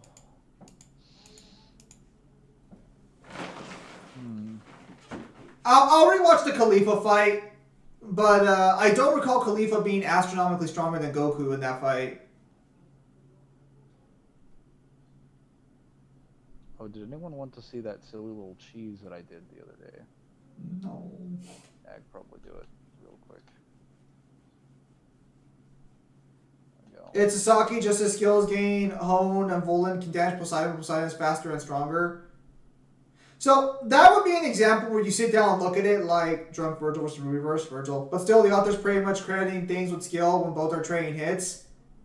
Because maybe they are comparable in power, but skill is the reason Goku's still in the fight. Maybe if Goku wasn't as skilled, he wouldn't have been able to overcome the power.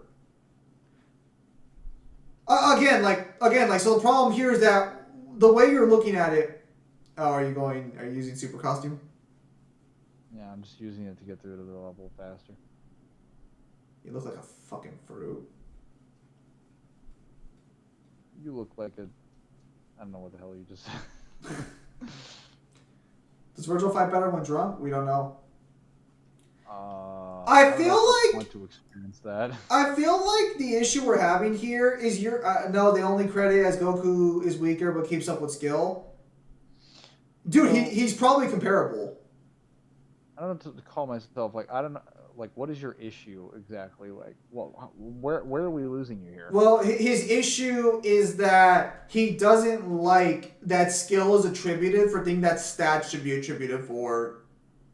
Well, that's just how fiction works. Well, no. I mean, like you can argue they're just comparable, but skill is the deciding factor. Again, it's a case by case scenario. Has anyone heard of Omniversal Battlefield Wiki? You have to prove by how much to argue with one. Yeah, it'd be a little weird if I didn't hear about Omniversal Battlefield Wiki. It'd be a little strange. Yeah, he happens to Hang on. Don't say it. He happens to be something of an Omniversal Battle Wiki reader himself.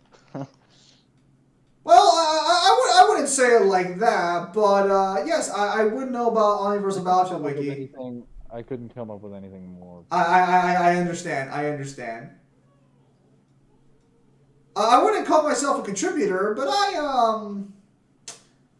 let's just say I'm very familiar with the site.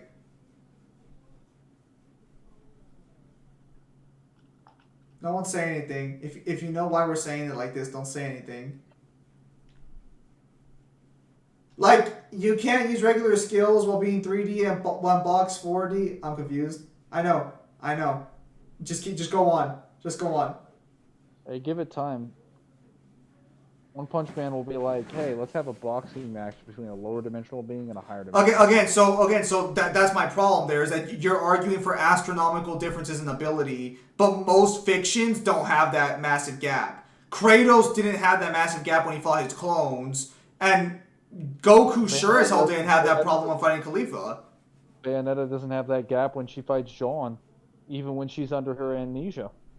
Jay Warrior, just roughly comparable. Jay Warrior, just go ahead and ask your question. That's the entire point. Like, most stories generally have the characters be comparable because for the narrative they have to be. Otherwise, it makes no fucking sense that they're fighting each other. And if it is, it's explained to you otherwise.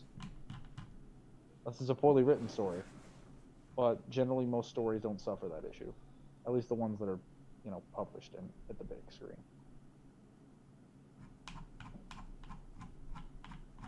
Alright, so I'm just kind of happy that I can fucking skip the next collaboration.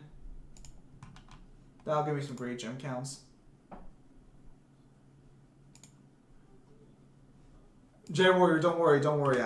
Before I leave the stream, I'll explain to you the joke.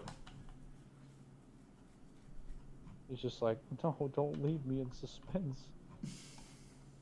Evil.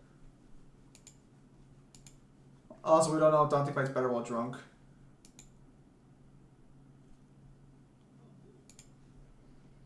It's not trying to find scans to figure out if Dante can get drunk. I'm not saying Kratos' clones have far bigger strength advantage. I am talking about how the author could credit something due to skill when it has no place.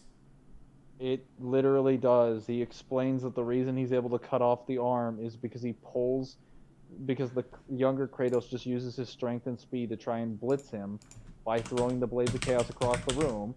And then the older Kratos uses his arm to take the attack so that he can grab the Blades of Chaos.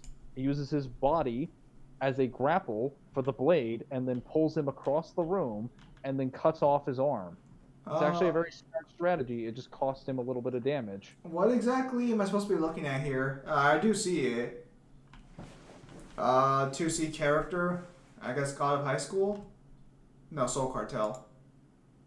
I'm saying the author is wrong about the skill? Well, no, he's not. No, no, he's not. That clone's mistake cost him his life. Like that fuck up that he made where he's like, I'm gonna get really aggressive. The next move, he was dead. So yeah, the guy who literally is making the admission that strength and speed aren't always what decided victory, and then proceeds to use his skill to decide the victory against an enemy who is using just strength and speed. Yeah, no, he's more skilled. Like, I don't know how much more clear they could have been than like. So let's break this down. Let's break it down. Again, so the clones are younger and they're stronger and faster, but they're not by an astronomical degree. Kratos still is comparable to them regardless.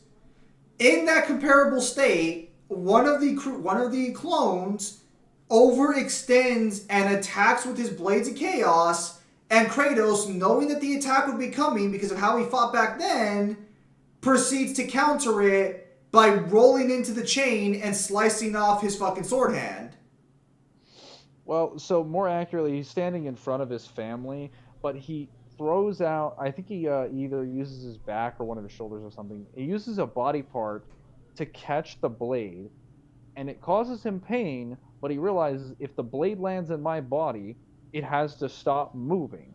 And then he grabs the chain, ignoring the fact that it's burning his hand, and he pulls that loser through the air, and he cuts off his arm. I thought you wanted to. I thought you wanted to. Let me take a look at this. Because again, if you're using a chain blade to stab someone, and it makes contact with a solid surface and gets stuck there, if someone grabs you in that interim, they can pull you to their position. He's got some pretty decent abilities. This is a Mangler, right?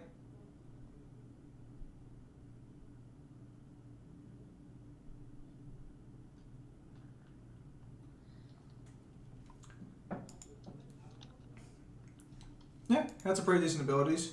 Pretty nice hacks.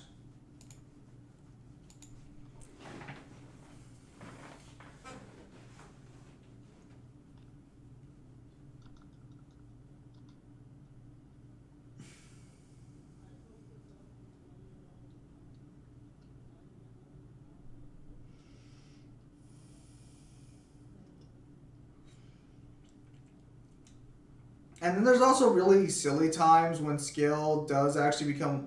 Like, Captain America has been locked by a guy stated to be 50 times stronger than him, and Cap breaks out of it due to skill. Okay, see, now I have to ask a genuine question. What does Cap do? Does Cap use the leverage of the grapple to his advantage? Does Cap hit a specific joint that forces him to unlock involuntarily? Like, what does Captain America do there?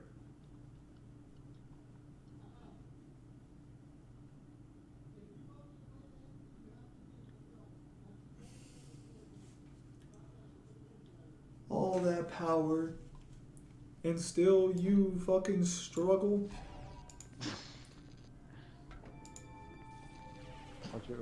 I thought you were quoting like Darth Vader or something. It's like, you come far, but still you understand nothing. I mean, I see you fucking cheesing Time Stop and you still were having trouble. A little embarrassing, not gonna lie. Alright.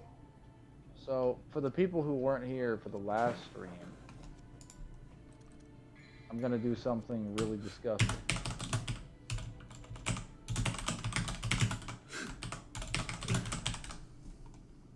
use Devil Trigger.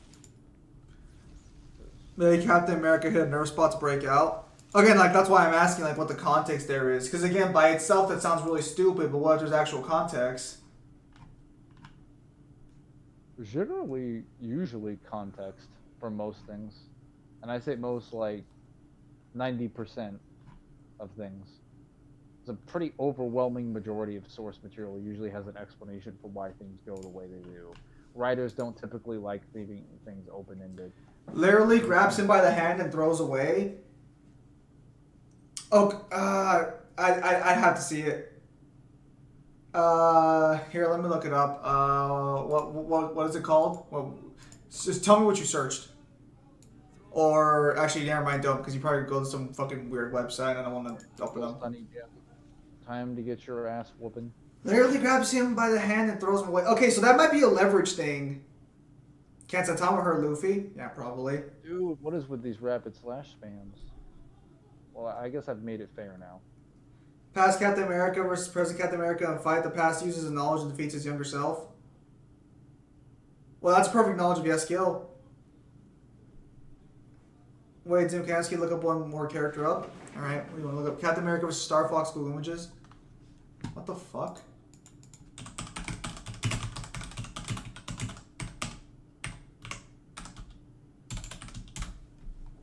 This is called abuse.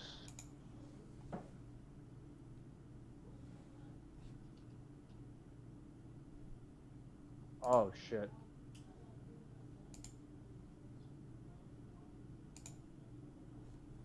Okay, let me see here. As your would say, gotcha. As my sense by strength is easily 50 times yours, I win. Not quite yet. Nice hand sparring.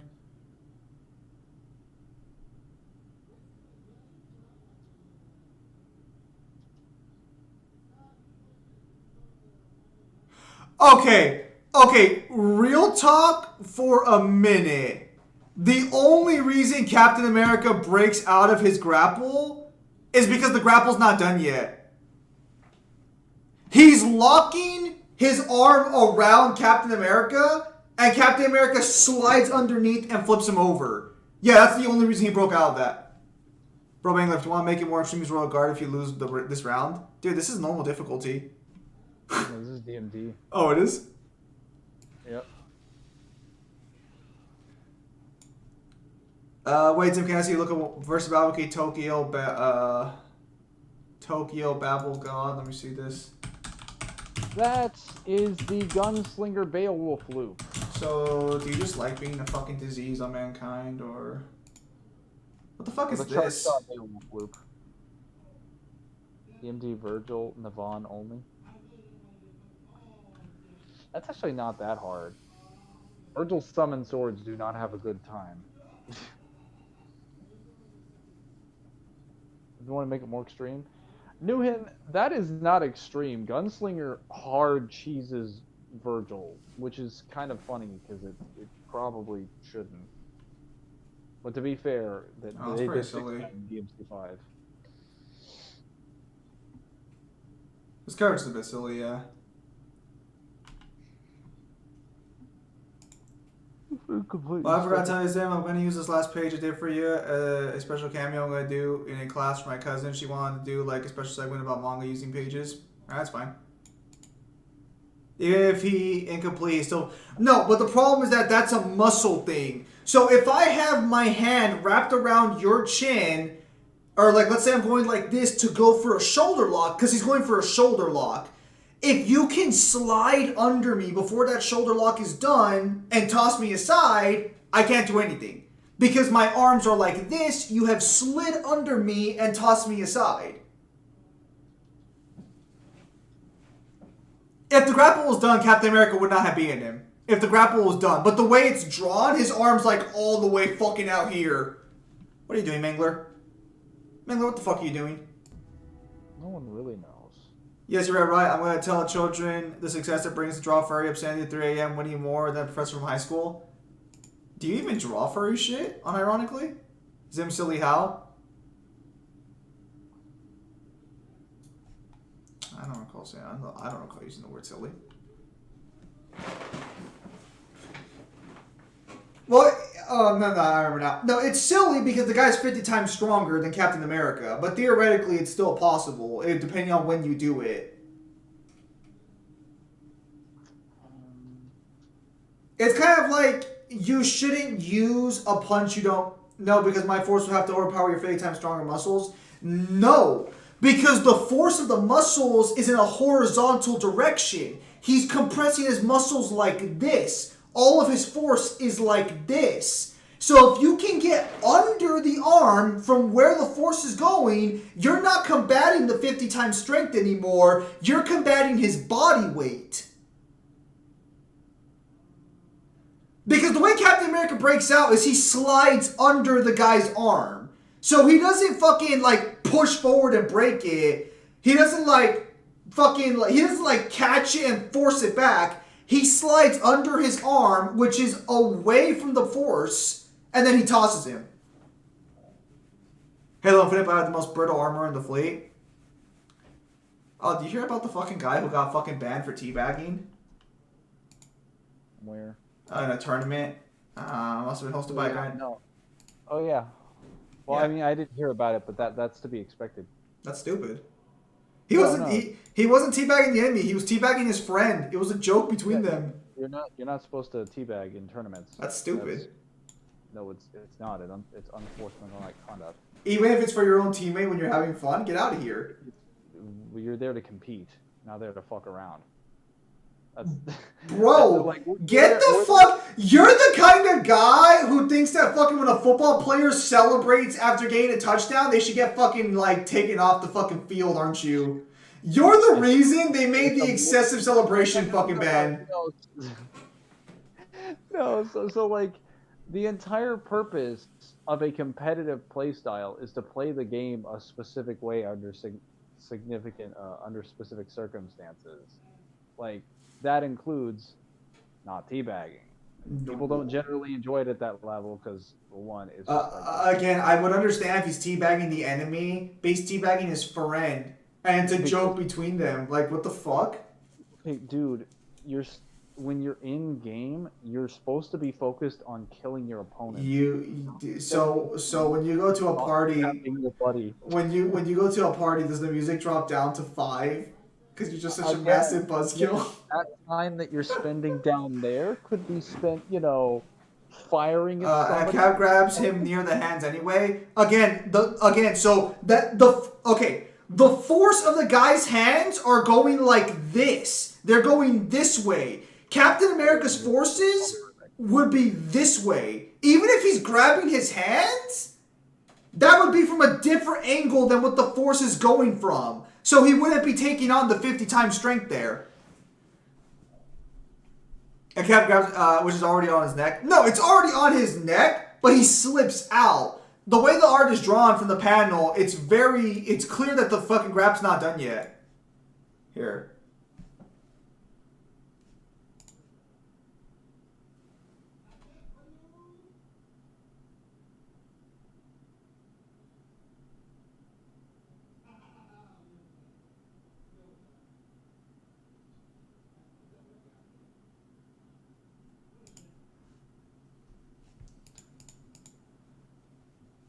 DMC1, DMD 4 such only. That sounds like a good challenge. Yeah, no, I see what you're talking about because it's on his neck, but he slips underneath it. I mean, granted, again. I understand. I understand why, like you might like why it's silly.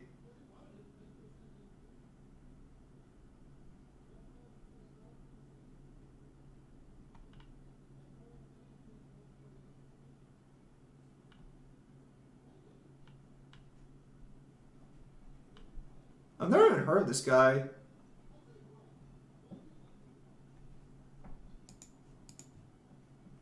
It doesn't need to be Star Fox. You would still put force on his arm. Again, the direction of where he's interacting with his arm would be different from where the force is going in. Here, let me show you guys real quickly. Let me see if I can like full screen it so that way like we can all just take a look at it real quick while Mangler's gone.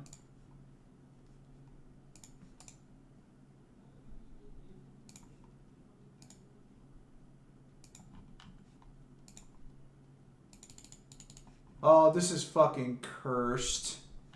It's one of the fucking pictures where you can't actually zoom in on it because the fucking program won't let you. Cursed.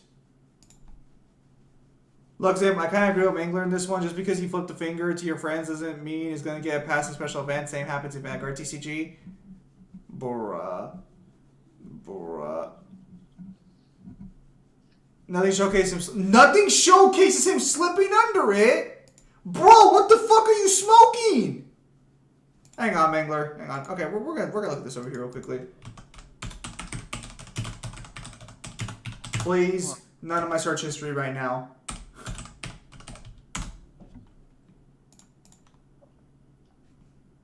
This is what he's talking about right here.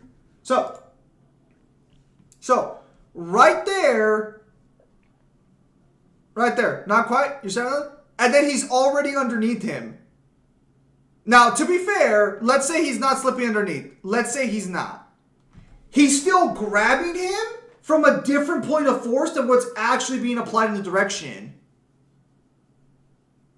Well, so this kind of has to do with how physics in general works. If you're applying force on your forearms, that does not mean that your legs are moving at the same speed or with the same force that your forearms would be moving with, even if they're all moving in the same direction, because you could be focusing a lot of your effort and your control and your attention on one part of your body. That's without mentioning that, like, your legs could be firmly planted after your momentum is stopped, and you could be in a grapple with your upper body, and your legs don't have any legs.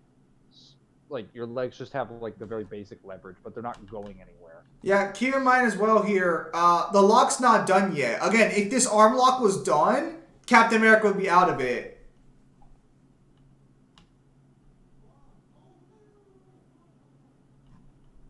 Can most versus Bleach to beat the Bleach verse in hand-to-hand combat only? Your average Soul Reaper, and a good chunk of the captains probably, not Yoruichi, Stoifone, or Yamamoto, though. Catalyst need to take him off guard as well as breaking out of it. Anyone who's been in a flyer has seen one. Even if he's only applying force in his hands, only his unfocused area wouldn't be 50 times weaker.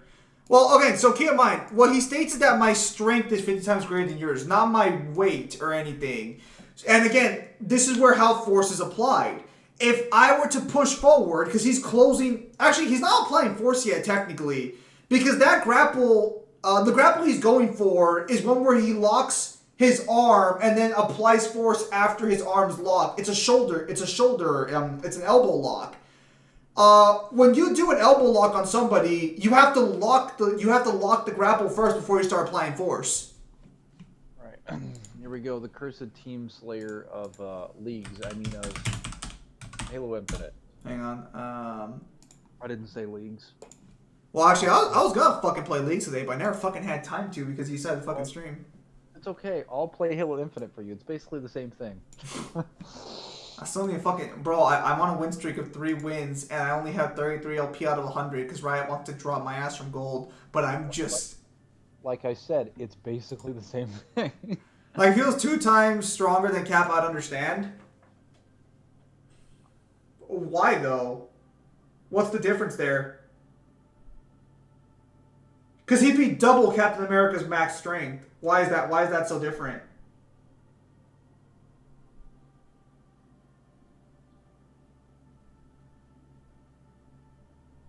Sasuke's a better fighter than Naruto? Oh. Oh, he's providing the hot takes. Oh. Now she's gonna tell me Naruto shouldn't have been Hokage. I'm gonna be honest. Oh, don't you fucking say? I would disagree. Are you saying you think Naruto shouldn't have been Hokage?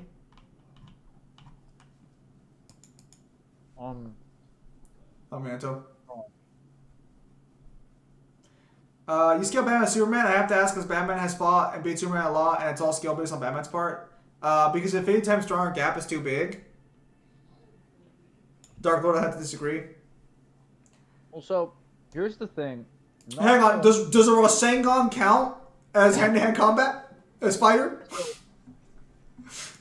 Does Talk no Jutsu count as fighting? Naruto's had all the same like training that he has. Now he didn't have the training under Orochimaru, but what's important to note is that Naruto kind of learns this in part 2, that every time Naruto makes a shadow clone, he gets the total knowledge and experience gained by whatever that shadow clone is. Yes. And what this is what is confirmed. Does verbal sparring count? Kakashi is teaching him this as a purpose of training regime. They both each create a shadow clone, have them go in the woods and do something. It's like, well, what did they do? I'm like, well, it's popped. Oh yeah, they had a rock paper scissors game. Like, yeah. So you basically get the information transferred. Now I can't do shadow clones as effectively as you can. No one really can. But the rate that you have your chakra consumption, if you were able to, since it would take an incredibly long time to perfect the Rasengan, the Jutsu of the Fourth Hokage, we're just going to have you create like 200 clones and then do them together, which means we'll be able to skip the amount of hours by thousands of hours. Because you'll basically be experiencing all the information in real time, downloading it like a supercomputer. So what I'm trying to say here is that Naruto can gain like 10 to thousands of times the battle experience of any person just by spamming clones. I don't think that quite works the way you say it does outside of training. Okay, so he gets the knowledge of every single clone's experience. Also, that nice one. Your first fight and you died to guy with overshields, I think. And every like fight that they've interacted with during their time. Also, like, let me ask you a question. Did the fucking 5 shadow clones who got stabbed by Pain's fucking spikes really offer any information? Well, if you see all of his clones like battles. I think Halo Infinite's still pretty popular. After that, what? I think Halo Infinite's still pretty popular gameplay wise. It's free too, you know. So it's like. Sasuke has a broken ass Sharingan and copy technique and predict movement, and Naruto equal can still fight him. Well, yeah, Naruto can fight him without like fucking. Naruto fought him without Sage Mode. The Sharingan's not all knowing. There are plenty of ways to counter it. To be fair. And even then, does Sasuke even steal techniques as good as like Kakashi does? Sasuke doesn't really consistently steal things with the Sharingan, despite it being like one of the main attributes of the Sharingan. Well, like I was gonna say, like is that Naruto's holding back as well? I don't know. Like I have not read Naruto directly enough to argue if Naruto's a worse or better fighter than Sasuke. I'd argue they would be equal, but the problem is that like Naruto can just surpass most people pretty easily. Sasuke has better eyes than Kakashi? No, like I'm not saying Sasuke can't copy techniques. I'm just saying, does he actually go around copying techniques the way Kakashi does? No. Kakashi specifically is known for doing it. He's literally called the copy ninja, Kakashi. And then he decided to create a jutsu that literally makes up for not having it, and it's way better than every other technique he's had. What, Kamui? No, purple lightning. Oh. Which is just Kamui, but purple. Dude. I thought it was just Chidori, but like... No, so Chidori can only be used with Sharingan. So in order to compensate for that, he made a brand new jutsu technique style. It's not as good as Black Lightning, if I recall correctly, but it's actually pretty good. It's like still better than like your average fucking chakra jutsus. Dude, you get the thruster back, but you forget that you have it. Imagine being green and you're at blue base. Wait, is this because you're colorblind? No. I changed my color because it's easier to see green. Why? Because blue is kind of trash. Learn to fucking see. It's so weird seeing blue utility and you're not blue. Dude, what isn't used in the series is Sasuke's vulnerability to poison, specifically the first part where it takes part of the plot because of Sasori. So how far would Team Ruby get at DMC4 if they were trained by the Order of the Sword? What's happening? Hang on, CD. We'll come back to that question. Zim, as far as I know, Sasuke had a better hand-to-hand combat data-wise. Unfortunately, Naruto surpasses him in overall stats. Well, Sasuke should be a better hand-to-hand fighter. He has the fucking Sharingan. Did you see me hit his head? Talk no Jutsu is plot armor? Talk no Jutsu is not plot armor. It's verbal sparring. Sasuke copies Rock Lee's taijutsu and speed in weeks. Kakashi would have done it in a fucking 5 minutes. So how far would Team Ruby get in DMC4 if they were trained by the Order of the Sword? I mean, that depends. Like, so do they get like demonic weapons too, or do they get like the Ascension Ceremony at all, or like what? Ooh. Team Ruby. Because like by themselves, they don't even scale to normal demons. Oh, have they not added assassinations to this game yet? No. That's lame. Feels like an easy way to die. No, it is, but like that's the point. It's asserting dominance. Show off so that you could just be killed immediately after. You know what? The irony of you and I is that in fucking first-person shooter games, I go for the most flashy, crazy shit out there. In like everything else, I just go for pure efficiency. Whereas it seems you're just the opposite. When it comes to shooters, like, I mean, I don't No, believe me, when they add co-op, I'm gonna play with Mangler, and I'm gonna bitch at Mangler every time he fucks up. Hey, dude, like, if you want to play, like, flashy stuff, like, I can go for that. It's just, when it comes to Team Slayer is extremely sweaty. These people take no prisoners. Bruh. They do not fuck around. Like, Team Slayer would probably get killed at the time Don shows up before Tuna. Well, again, so like if we give them like the Ascension Ceremony, you do the 360 no scopes, bro. You gotta. Mangler's the kind of guy who thinks 360 no scopes to end off the game is stupid. Hey, I'll be fine with quick scopes or no scopes. No. I said 360 no scope. I know what you said. Are you sure? Because I need to make sure you fucking heard me. Also, Newham, when you said the last picture, you're referring to the one you finished, right? With like not the one you're going to work on, the one you finished already, right? Because I don't think the one you're going to work on would probably benefit being seen, but the last one I can understand. Naruto's ability just counter Sasuke annihilates example, being a complete Jinchuriki counter Genjutsu. Oh, never mind, it's just Halo Infinite co-op beta. Bro, once co-op drops for Halo Infinite, like I haven't even beat Halo Infinite's campaign. Get ready to start all over. That's fine. I think I spent like an hour on it. It was good. But the open world was too much for me. Well, now you'll have a buddy. No, it's like if I'm not streaming, I don't have the incentive to play open world games anymore. I like level games a lot more now as an adult. Oh, shit. Even if you give them the Ascension Ceremony, they will still get their ass kicked in Mission 1? That depends. The Ascension Ceremony... Yeah, last I finished, I even saved the whole process from zero so the children could see how more or less the thing starts an abnormal process and then slowly turns into the final product. Hold up. What are the desires of Team Ruby? Because... Character? No, I mean, like, what are the desires of the character? Ruby's desire is to protect the innocent. Weiss's desire is to prove herself, standing on her own merits. Yang's desire is just to have fun and fight. And Blake's desire is to, like, be able to bring about equality in the world. Okay, so when they take the Ascension Ceremony, the forms they get are going to be represented by those desires, and they will receive powers in accordance with that. So, depending on how strong that is, I kind of have to ask, what's the point of their semblances then? So semblances have no bearing on personality. They're all 100% unique. Team Ruby are not descendants of Sparta. No, but demonic power also makes me very happy having Nero at Beacon. So you're mistaken. Ascension Ceremony has nothing to do with your heritage. Sorry, just demonic power being shoved into a person's body. It's what happens when humans become demons. So Newham, you're a professor now. Well, I guess you're getting paid for it. There is a masochistic Halo challenge. Charlie from Critical Fame.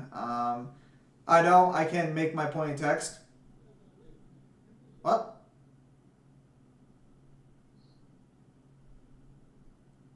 Oh, you would say I don't think I can make my point in text. No, it's not the face of PlayStation. Yeah, Ryan.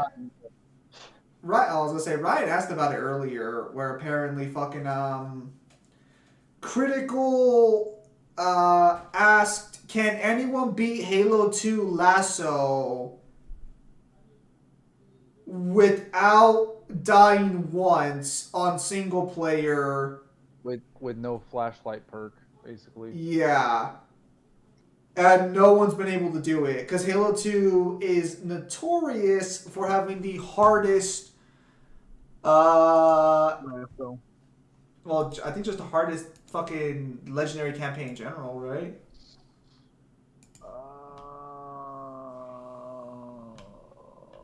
Yeah, it's generally pretty hard.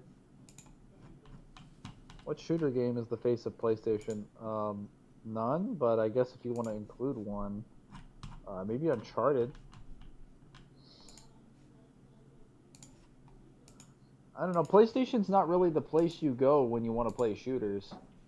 It's more or less Xbox a is mainly cameo on my the- sibling's English class because she had a section about manga/anime. That's why I wanted to tell you that I will take some time to get done in presentation.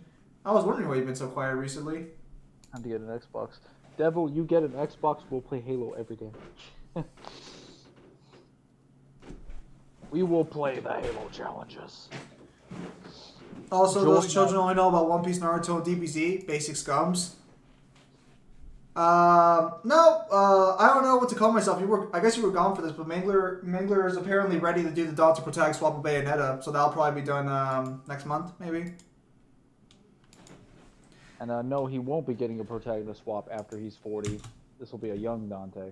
Also, so those children only know when does it come out. I do not promise release dates. Just know it's gonna be on the way. It's now in the works, so to speak. It takes less time to make the news thing, but you know. What took so long? Mangler wanted to go through Bayonetta himself and get all the research material for Bayonetta. Well, it's mainly You more want to so- tell them? You want to tell them how dedicated you were to that? You want to tell them? Yeah, so if anyone wants to tell me that I am Oh, that's a nice outfit by Reach. qualified You look like a to loser. cover Bayonetta in any capacity, would you like to know how much money I spent on the Bayonetta 1 guide? Can anyone take a guess? How much did you spend? No, not you. I'm asking them. Just Because in I charge. feel pretty irritated about this. You may be able to tell. Well, I'm also feeling quite energized, but that might be the orange soda. Demons do have healing factors even regardless, and technically Ruby's semblance should protect her. Oh, Devil guessed $500. Is that correct, Mingler? Devil, you're not allowed to guess. Devil, why the fuck are you even guessing? I No. talked to you about this. No, 40 you'll be watching. Alright, Red Dust asks how much did you spend on the Bayonetta 1 guidebook? Was Devil's guess right, Mingler, by any chance? Devil, I fucking hate you. I fucking hate you. If you know the answer, you're not supposed to say anything. Let me guess 600. Nello's guessing 600. No, it was... Well, actually, it was more like 540. Is that including shipping, or is that just the cost of the guidebook itself? It was free shipping. Oh, yeah, because you're paying over $500 for an item. No, at that point, I'll fucking cut off your arm. Like... What the fuck? Oh, that was weird. Whoa. 1 cent? No, we're $500, guys. I wish. What about my guess of a nickel? Was off. Also, Newen, that's fine. Also, wait, so... And it was 40 for the Bayonetta 2 guy. But Bayo had like 3 protects also for Dante? Yes, Yep. because Bayonetta by herself isn't that hard to work with. However, her universe has questions that, depending on the certain things, would cause issues. There's also the problem of level design, which determines how the protagonist swaps go. That's the main factor for determining how we do them. I'm going to teach us children the joys of... What? Because we have to determine like what the character's fighting or doing or not doing. Because it's like, hey, are you going to be able to go through this level because you have artifacts that allow you to go through this level, or are you just going to level skip it? Or are you going to have an additional inconvenience that stops the story? Are you going to have these character interactions, or are they just not going to happen now? Also, Zim, don't they nullify Demon's healing factors? Yeah, but it's kind of inconsistent. Demons continuously keep taking hits from him and they don't just immediately die. Yeah, Some do, others don't. There are characters like stronger demons that can resist his healing factor negation. Also, keep in mind that Team Ruby went to the Ascension Ceremony. They would technically have humanity on top of demonic power, so they would be way stronger than your average demons. Because they, for sure, at least Ruby in particular, would have a humanity boost. Yeah. Especially given their personalities. Mangler, can you team kill one teammate? No, because Mangler doesn't like having fun.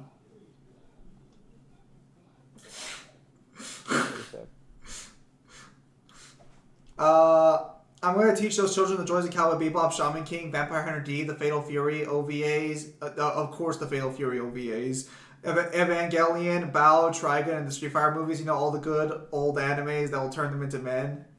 Newhin, are you trying to, like, fucking get these kids to experience their first sexual encounter? Because that's what it fucking sounds like. Are you sure you don't? Are you sure you don't just want to throw fucking High School DxD in there? One Piece's fucking Beach episodes for good fucking measure. Just one teammate, Mangler. Just kill one teammate. He begs, but no, that Mangler will not answer your pleas. What? I don't think I can kill a teammate though. I don't think I'm physically able to actually kill a teammate, even if I wanted to. I like Cowboy Bebop in the Street Fighter movies. I have not watched Cowboy Bebop, and at this point, I'm scared to. So that's not true. Well, actually, hang on. It depends. If I can hit them with a repulsor, I can kill them, assuming they're near the end. Friendly fire is off. I think friendly fire is off. Yeah, yeah, it's off. He didn't do any damage to his teammate. Fucking pussy as shit. Mangler saying environment as if he doesn't make a 30-minute mind fuck of how DMC3 Dante would make the would solo verse. Again, so the thing is, like, it still matters to be factored in. Like, yeah, Dante's probably just gonna smash his way through it, but it's like we try to look at all the examples. Well, so like, it'd be interesting to know, like, does Dante have to go through this? What version of Evangelion are you gonna show them? Doesn't Evangelion have like 3 different versions? That is quite a few. Well, Newhin, if you need a shoulder to cry on after they just look at you confused, I'll be here.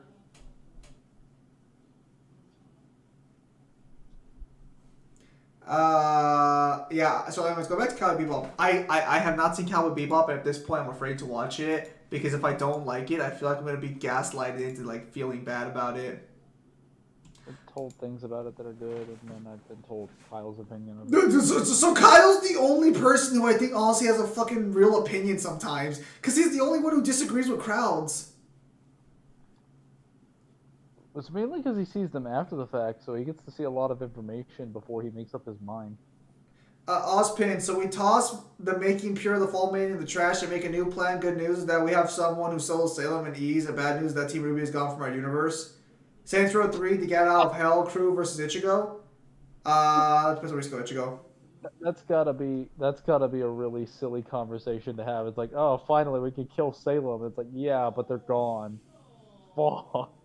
Okay, who's in their place? This one guy with a weird arm, but he has a sword that's a chainsaw. No, a sword that's a motorcycle. He'll work perfectly. What's his semblance? He just yells Kitty or something. And then he summons a giant arm. Fantastic. We can make that work. I mean, I could. What the hell the semblance is. Listen, well, technically, Nero Semblance will be a descendant of Sparta, because technically having a semblance doesn't mean you only have one power. It just means that you have a specific power set. It's funnier this way. I mean, I was thinking of throwing in Akira, Samurai X, Inuyasha, and Hokuto no Ken movie, but again, I'm trying to be as family-friendly as I can, get for old anime. Saint Seiya is a must. So family-friendly, hang on, family-friendly, but you're throwing in Cowboy Bebop, Evangelion, and Fatal Fury. Bro, Fatal Fury's OVA is just to look at fucking Mai Shiranui. Don't fucking lie to me. Also, I found out that DOA has mangas, so I might have to learn Japanese after all, just to fucking see what the mangas say. Sniper rifle. Oh, and he's dead. Okay, that's hilarious. Do not throw in Bleach. Weiss basically has like 3 different semblances. Yeah, she does. Her semblance is fucking silly. She has summoning, she has glyphs, and the glyphs can do literally whatever the fuck she wants. And she can summon any enemy she's killed. Seems kind of unfair. I mean, Ruby's speed isn't, or Ruby's semblance isn't speed. It's molecular breaking down of bodies in the rose petals and then moving them around.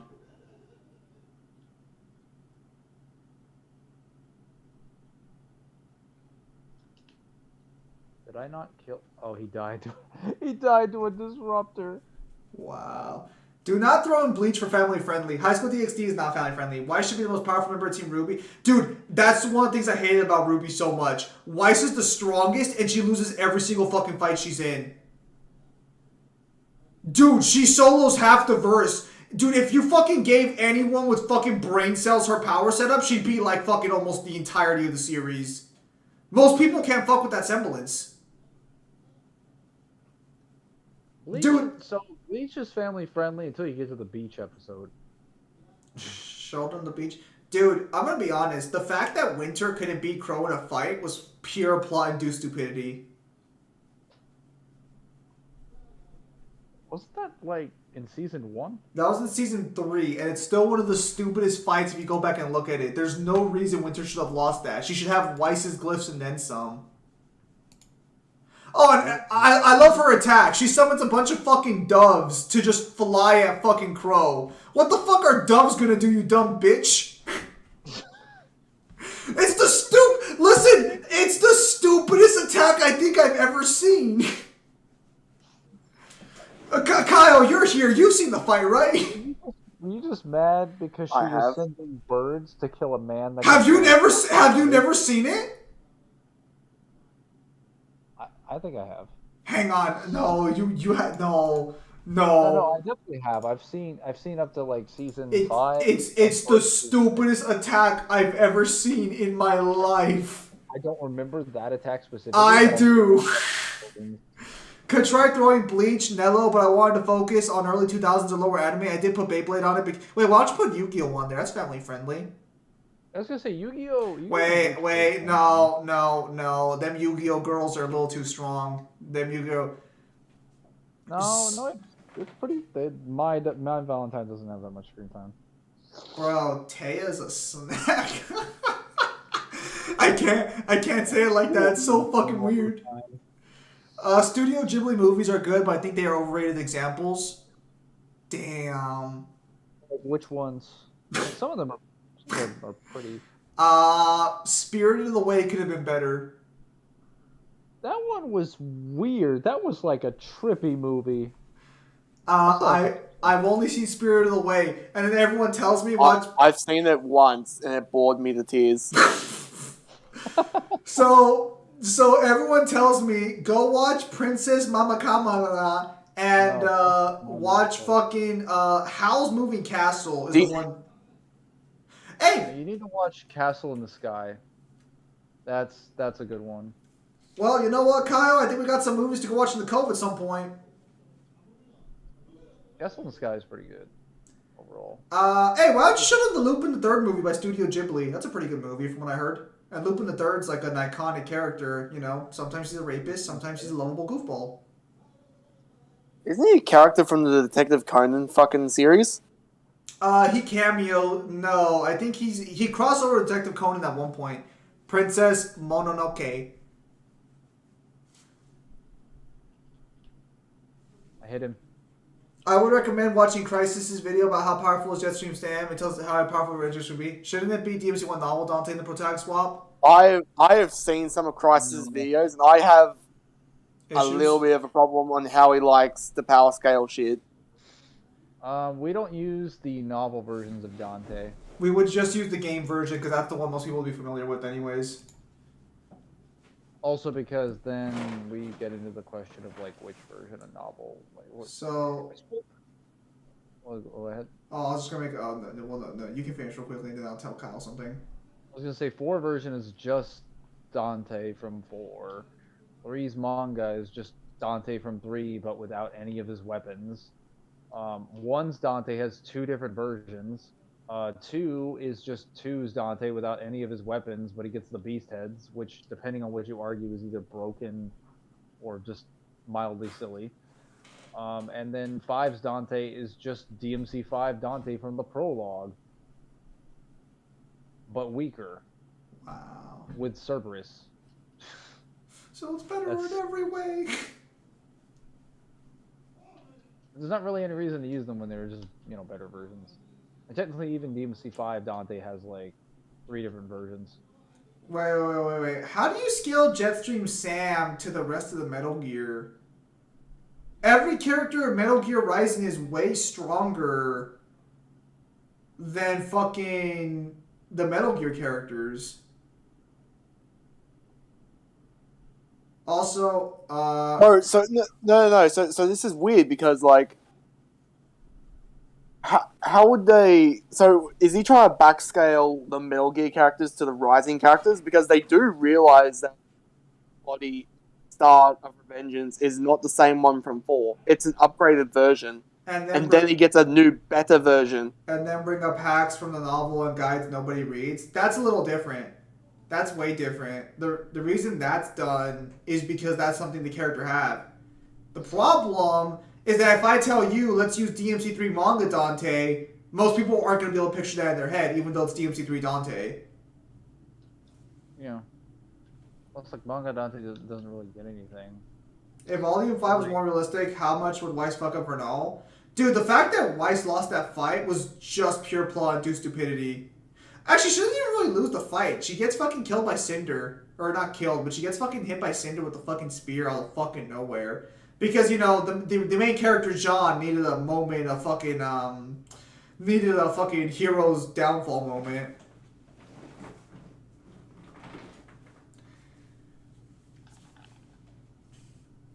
What do you mean Miles Lerner needed a moment? Can I just point out how unrealistic it is that a man like John would be so fixated on Weiss when Priya's right there? I'm sorry. I'm gonna sound a little rude here, but who the fuck would pick Weiss over Pyrrha? I'm just asking the honest to God question.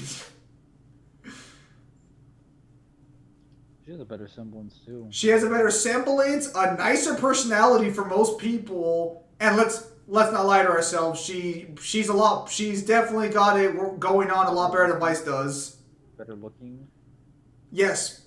Well, she has a cooler outfit too, and better looking weapons. cooler outfit, better looking weapons, nicer Better on trained. average, better trained, actually supportive and willing to put up with your bullshit. Bro, get the fuck out of here. No fucking not flat. Yeah, she's not. No. It's just as stupid when you actually realize that John is actually the leader of his team and not Pyrrha. Well, to be fair, I think it's kind of. I don't think it's. No. I remember. Yeah, it's because he came up with a fucking strategy one time. Did Matt Miller and Zinyak? Even though when season 1 does nothing but basically suck off Pyrrha for being like this like gold medal Olympus medal like student. Listen, all I'm saying is the most unrealistic part about Ruby is that fucking a guy like John wouldn't be all over Pyrrha. That's all I'm saying. He's just appearing on Zim, have you seen that call phrasing? No. The thing that's like really, really weird is the fact that like he knows who the fuck Weiss is, but Pyrrha is arguably more famous and he doesn't know who she is. Or the fact that he literally ate cereal with her on it and he didn't recognize her face. Bro, I can tell you right now, from the cereal I've eaten, when a person shows up there, that's a noteworthy moment. Wait, you do not forget that face. Was he actually eating cereal with her name on it? No, so she's a famous like athlete. So you know how athletes get on cereal on occasion? Wait, she got marketing for that? Yeah, she got on cereal. And he didn't recognize her even though he ate the fucking cereal. Yeah, I think they even make a point to say like she's basically the mascot of like the most famous cereal brand. Or the face that John didn't even know what aura is.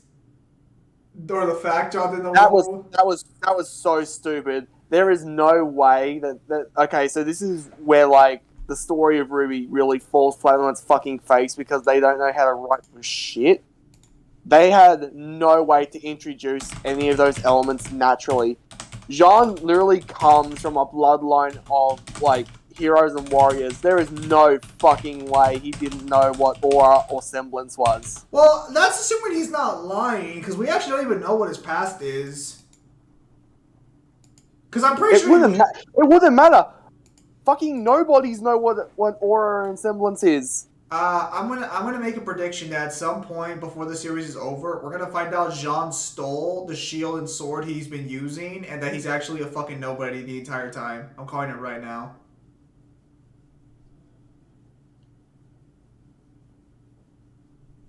Did the all-nighter stream start? They did not start yet. No, they start tomorrow. I'm just here. Sometimes we push the streams a little bit. All-night stream.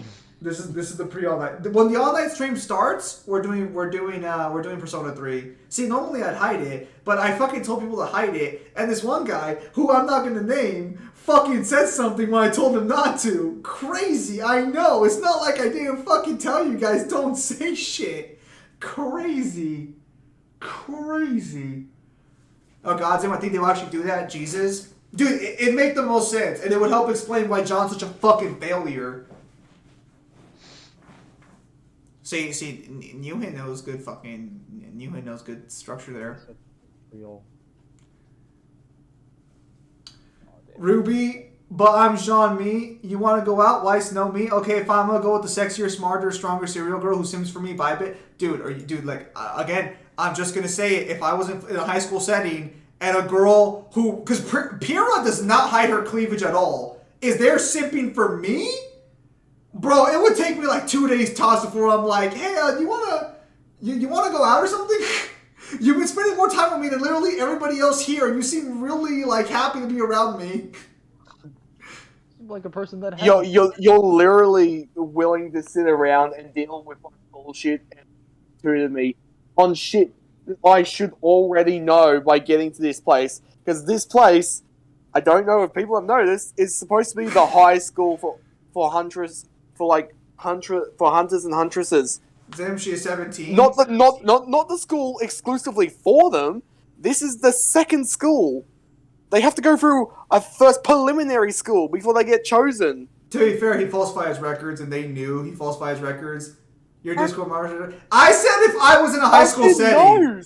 Ozpin knows. He doesn't care. I think Ozpin likes to fucking let people join just so they can fucking die. I think he's a little fucked like that. But no, I said if I was in high school. I can go back and check right now. I specifically set up the context there. And let's be real here. Who the fuck hasn't looked at Ruby hentai? I'm not even gonna cap that shit.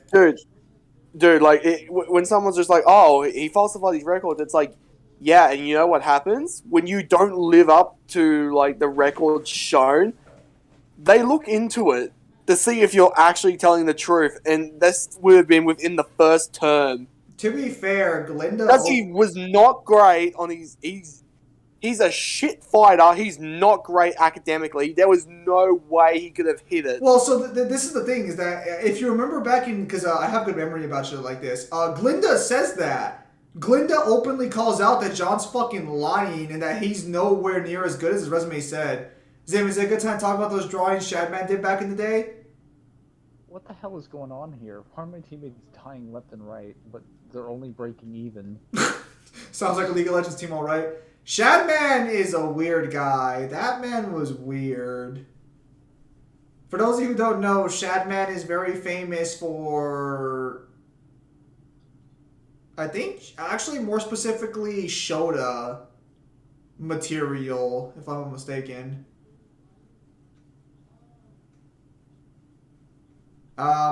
Anyways, you say it's stupid to recognize her. Henry Cavill wants to... Henry Cavill does not have red hair and green eyes, bro. Bro, she has red hair and green eyes. I think Shadman started the Fuda trend. Your hero. No, he's responsible for a lot of lolly and Shota crap, if you know what that... Well, I know you know what lolly is, but I don't know if you know that Shota's the male version of lolly. Dude, after years, they took down his main page. Newman, are you okay? Do you want to talk about it? I still remember. I think one day when I asked you to do hentai, I think his exact words were, "I will surpass Shadman." I think I still remember. I think that's what you said, right, Ewan? I could be wrong on that one. I'm pretty sure you said something to that effect. Camping up there like a bunch of cowards. Good lord. By the way, what are double trigger multiplications? We don't have confirmation on that. What? Did Matt Miller and Zinniac create new worlds in Saints Row 3 and 4, right? They did not do it in Saints Row 3. In Saints Row 4, you can argue Zinniac created a new world, but it's only a digital construct, and even then, he can't recreate planets. Oh yeah, I killed them. Matt Miller did create a digital world, though, but that's via programming and shit. What are the devil trigger multiplications? So technically, Just be honest and just say that, like, we don't know. Already know speculation. We don't know. We just know that it increases with age. So speculations, again, like it's just massive. That's all we can really say.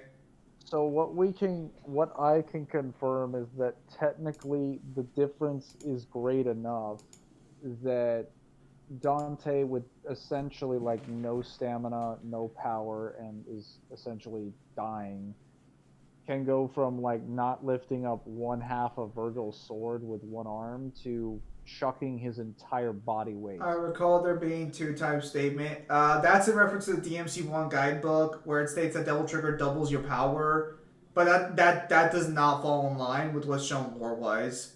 That's also a game that's referring to the gameplay output because Devil Trigger in that game is utterly absurd. I believe Kyle does not read One Punch Man, I'm afraid. Kyle, do you read One Punch Man? I've been waiting for the Monster Association arc to finish so I can just binge the entire thing. I was gonna say that with Dante going DP for the first time against Virgil, you can technically argue it's already like a 4 or 5 times increase if you account for the fact that he has to lift all of Virgil's limbs when previously he couldn't do anything. You ain't wrong, Zim. You saw it by yourself, but that was young Newhan. Sooner I realized my drawing wasn't made for this. Also wasted. Does that mean you're not going to finish my hentai comic?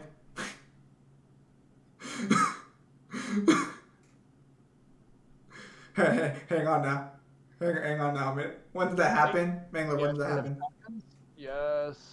Mangler, someone's asking when that happened. When did what happen? The Virgil thing you said. So in DMC3, when Virgil is fighting Dante at the end cutscene. Oh, he's referring to when it's shown in the actual cutscene. Yeah, so when they're fighting the cutscene, Virgil is having a sword struggle with Dante after the raindrop beat, and Dante is not able to hold the sword struggle against Virgil. Virgil's like basically holding him back with one hand. He's not even trying, and he stabs Dante. Dante devil triggers, and he bulldozes through Virgil, and Virgil with both hands and both of his legs has to try to force Dante back, and Dante rips his hand through Yamato, grabs it, and lifts Virgil's entire body weight and chucks him over his shoulder, which means that the difference in power would have to be enough for him to account for both arms, both legs, all of Virgil's upper body, and his lower body, when previously all of Dante's strength in his entire body couldn't even lift Virgil's one arm, which is why I say it's like a 4 or 5 times increase, because you have to account for every single body part and every limb that he's lifting. Bro, can destroy multiple planets with a sneeze now, and I mean that literally. I'm not surprised. Velvet attended any one of them versus Cinder Fall. How much I hate Cinder? Yeah, it's just pure stop. Would Jack Sparrow say that Will Turner's his best friend? No, yeah, I think he would say Mr. Gibbs, if anyone.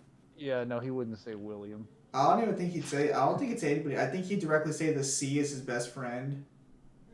Yeah, something like that. Or like the pirate's life is his best friend or something. Rum. Rum would no, it'd probably be rum. You're probably right. No, see, a jar of dirt. Respelki skill Saints Row to large planet level. That's I think based off scaling to the devil.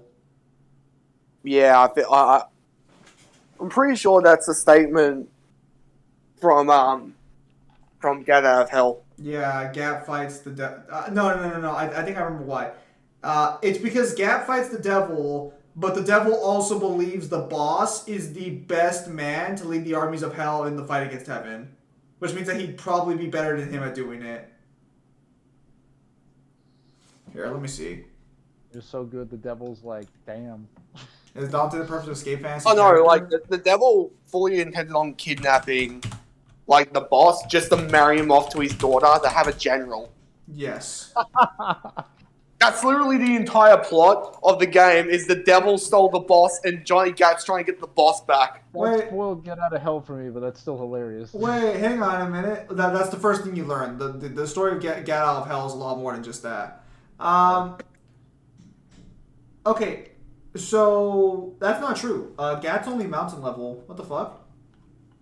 That should be wrong. Hang on, what's the boss I skill know do? that they should have a feat where he okay. should scale to like island level. Because I don't remember if it was him or when the devil fell, he smashed the islands that the game takes place in because there used to just be one solid landmass. So, they're large planet level with the Zen Armada. And the boss only scales to city level, apparently, but Gat scales to mountain level. Although I would argue with the Iron Saint armor that he would probably scale closer to Gat. I don't know, depends on how you want to argue for divine power and shit. Did you just throw two grenades at the same time? You did. Oh. I don't think I... No, I threw them one after another. Must have been a little bit of lag there.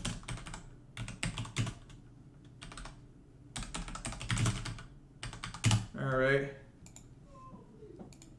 So I could stick around for like a few more minutes, like 5 or 6. Well, Newman, I'm referring to the comic we were working on in the past, because that's going to be a hentai comic. You know, I'm going to have the top tier hentai dialogue and everything. You know, 10 out of 10 stuff. And yeah, I'm referring to the one with the fucking girl with the sword and shit. Wait, hang on a minute. 10 out of 10. 10 out of 10 dialogue. It's ripping me apart.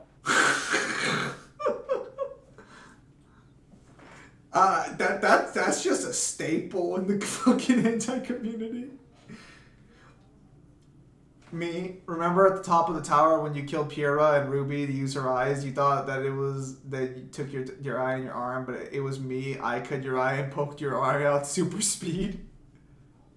Bruh, I am so disappointed by like Silver Eyes as a power. It is such a shit power. Don't worry, bro. Don't worry, bro. Next season it'll work on Maka. I promise. Dude, it needs to work on something other than Grim, because if it doesn't, it is the worst eye power in, like, fiction. No, see, we can solve that right now. Just buff the Grim. I was gonna say, if we say the Grim are creatures of darkness, or like actually confirm they're made of shadows, that would at least give her like power over darkness. And then give them statements for being creatures of nothingness. Zim, I'll tell you again, for you, anything. Love you too, Ewan.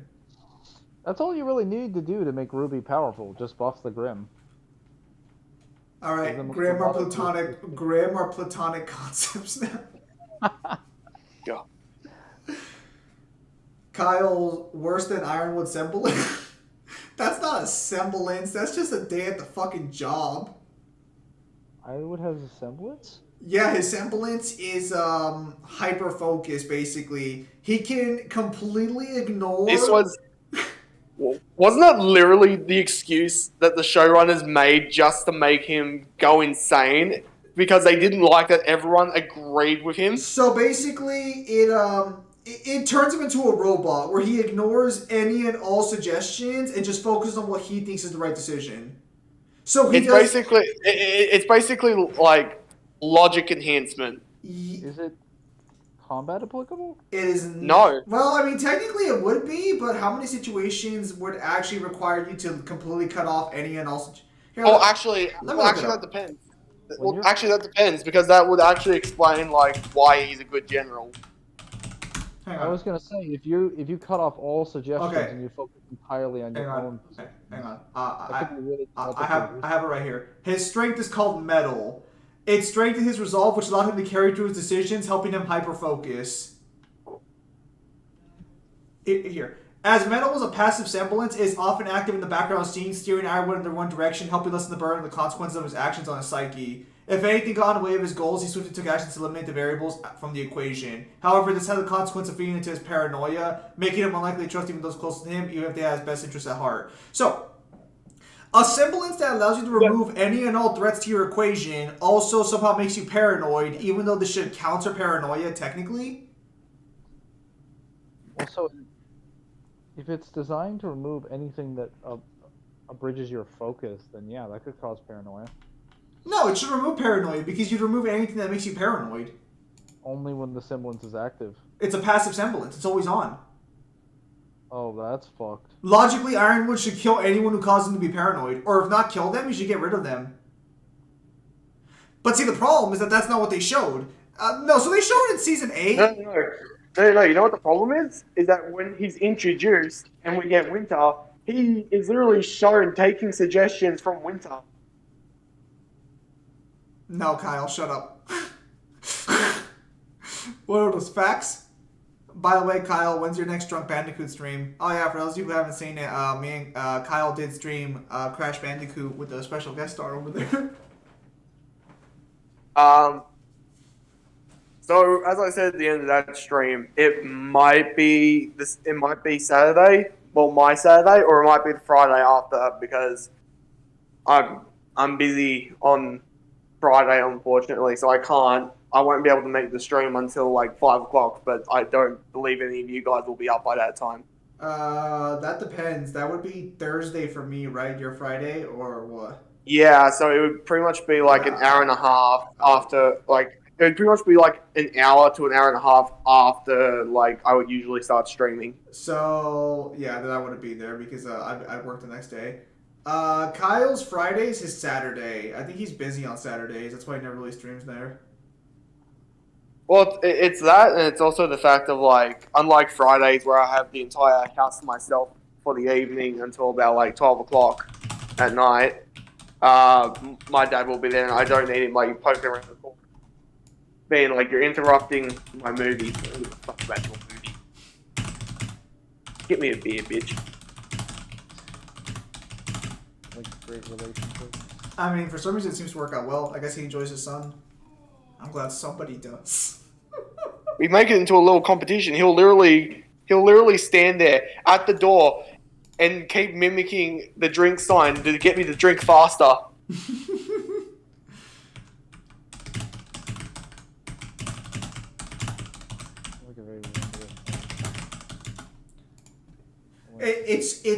It starts with an S and ends with a Y, and he doesn't get paid for it. What am I?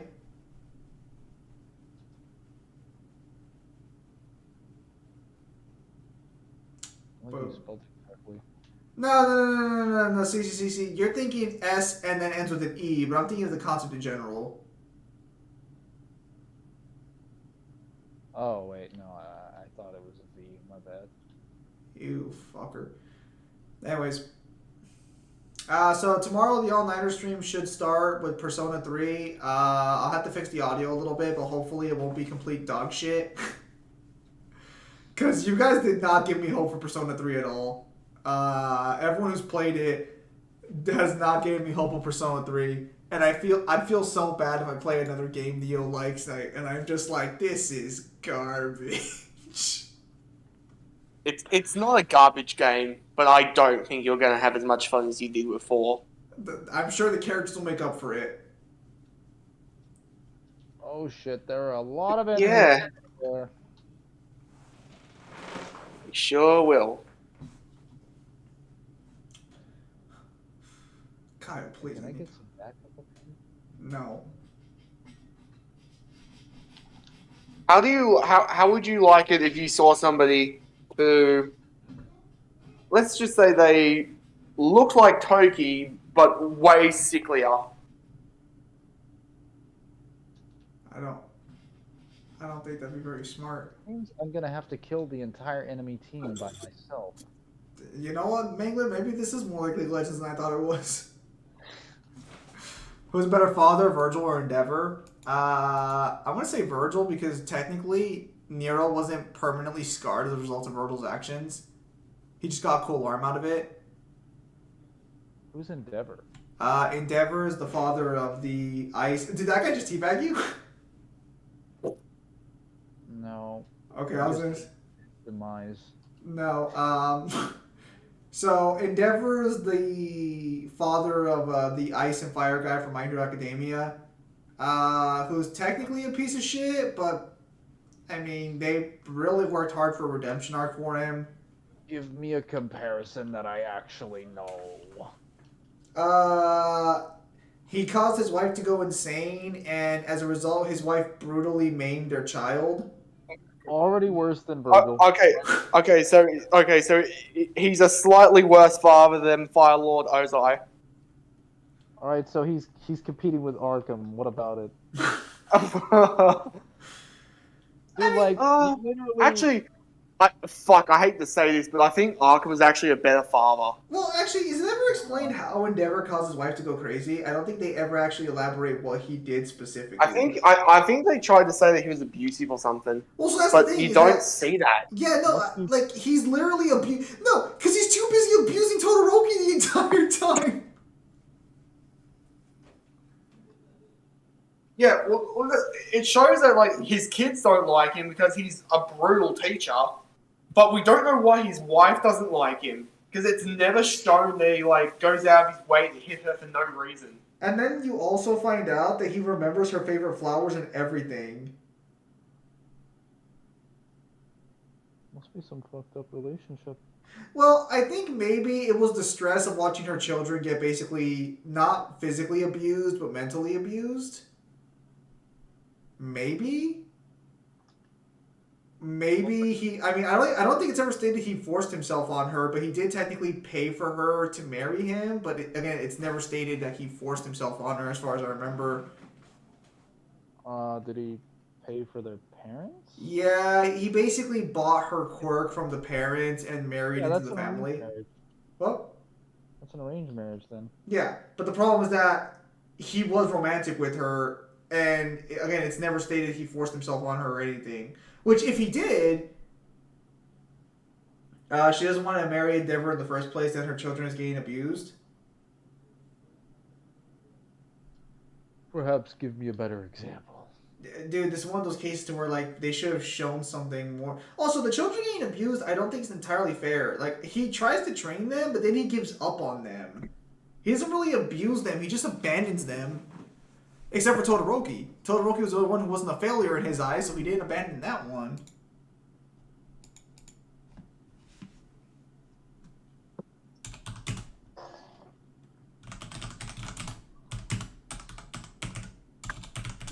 Yeah, the bad father trope is one of those tropes where it's just like, either go fully in or don't do it at all. Let me tell you right now. Writing a bad father, not a problem. Barely an inconvenience. Give me 5 minutes and I'll get you a fucking worse story for a father than fucking My Hero Academia had. I was gonna say, as far as DMC goes, we actually have a plethora of different bad fathers. Like, take your pick. Then we find out Sanctius is actually Kirie and Creedle's actual father. No, you find out it's their grandfather. He'd still be a better father than Arkham. Or Mundus. You see, he killed Credo for a good reason, so Credo wouldn't get a sister complex.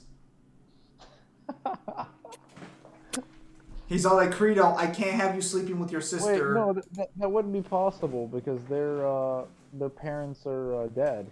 Omni-Man curb stomps Endeavor and being a bad father. Omni-Man's a better father than most. The worst thing he did is he beat the shit out of his son. Imagine getting fucked by a dude that bought you. Again, I understand the implication. So the people who say that Omni-Man is a bad dad have only watched the show. And even then, that's only at the end of the season. He's a great father up until that point. Cares about his pet. Fucking looks after his child. It's only when the facade like melts away that he's not a good person. And even then, but even then, he spends the entire fight trying to get Mark to come with him. Dude, if Mark would have just been reasonable, none of that would have happened. He even says it himself. Why did you make me do this? Imagine getting fucked by a dude that bought you. Again, they needed to play that more up, but they don't do that. See, at this point, you're writing the story for the author. Because again, we don't actually know how bad the relationship was. I don't think they ever go into detail about it. And again, he did try to charm her. We know he knows about her favorite things because literally he shows up and talks to her and he leaves her favorite flowers there. So clearly there was some care there at some point. Doesn't it even show that, like, he's never missed her birthday or anything to give her a gift and shit? I don't know about that one because I didn't read the chapter. All I remember is that he does remember things about her. So he did care about her to some extent. It wasn't just a cold, callous relationship. Well, beside the fact that he basically bought her. listen, it didn't start well, I'll give you that one. But I don't... Okay, so, like, you also have to kind of put it in the context of, like, of culture. Yeah, the Japanese are... That's still not exactly, like, a forbidden thing in Japan and Asia. Yeah, there are places around the world where things like that are still allowed. It's a lot more commonplace. It's not as frowned upon. Well, no, so the actual practice of buying quirks is a thing that's common in their society. Like, they even reference that something people do consistently to try and get better quirks out of kids and shit. Debating. Must resist joke. But no, going off of that though, yeah. Again, like I understand that there's definitely dark implications there, but that's all there are is implications, and then they go out of their way to kind of ignore them. Which can I just say, My Hero Academia has one of the best settings for a fucking rape story, as fucked as that sounds, and yet they never went with it in any capacity. So the funny thing is that, like, My Hero kind of suffers from the same problem that Ruby does a little bit, where it's just like they say shit happens, but they don't go it off as much as they should. Like, you remember how the big thing for Ruby was like the finalists were still like treated as slaves, even though we find out, I think like a season later, they get full paid like salaries and shit. No, yeah, like that's the problem, that the finalists aren't even oppressed that much. It's just kind of like the implication of Aizen fucking Momo. That would have been consensual as far as I know. That's a weird situation. In fact, that would have been a 5D like move on his part. I was gonna say, I don't know if that's even really like a thing, because technically she might have been fucking an illusion. Alright guys, unfortunately I am getting kicked out. I've stuck around a little too long. So with that said, ladies and gentlemen, thank you guys for your time as always. Have a nice day. I'll see you guys on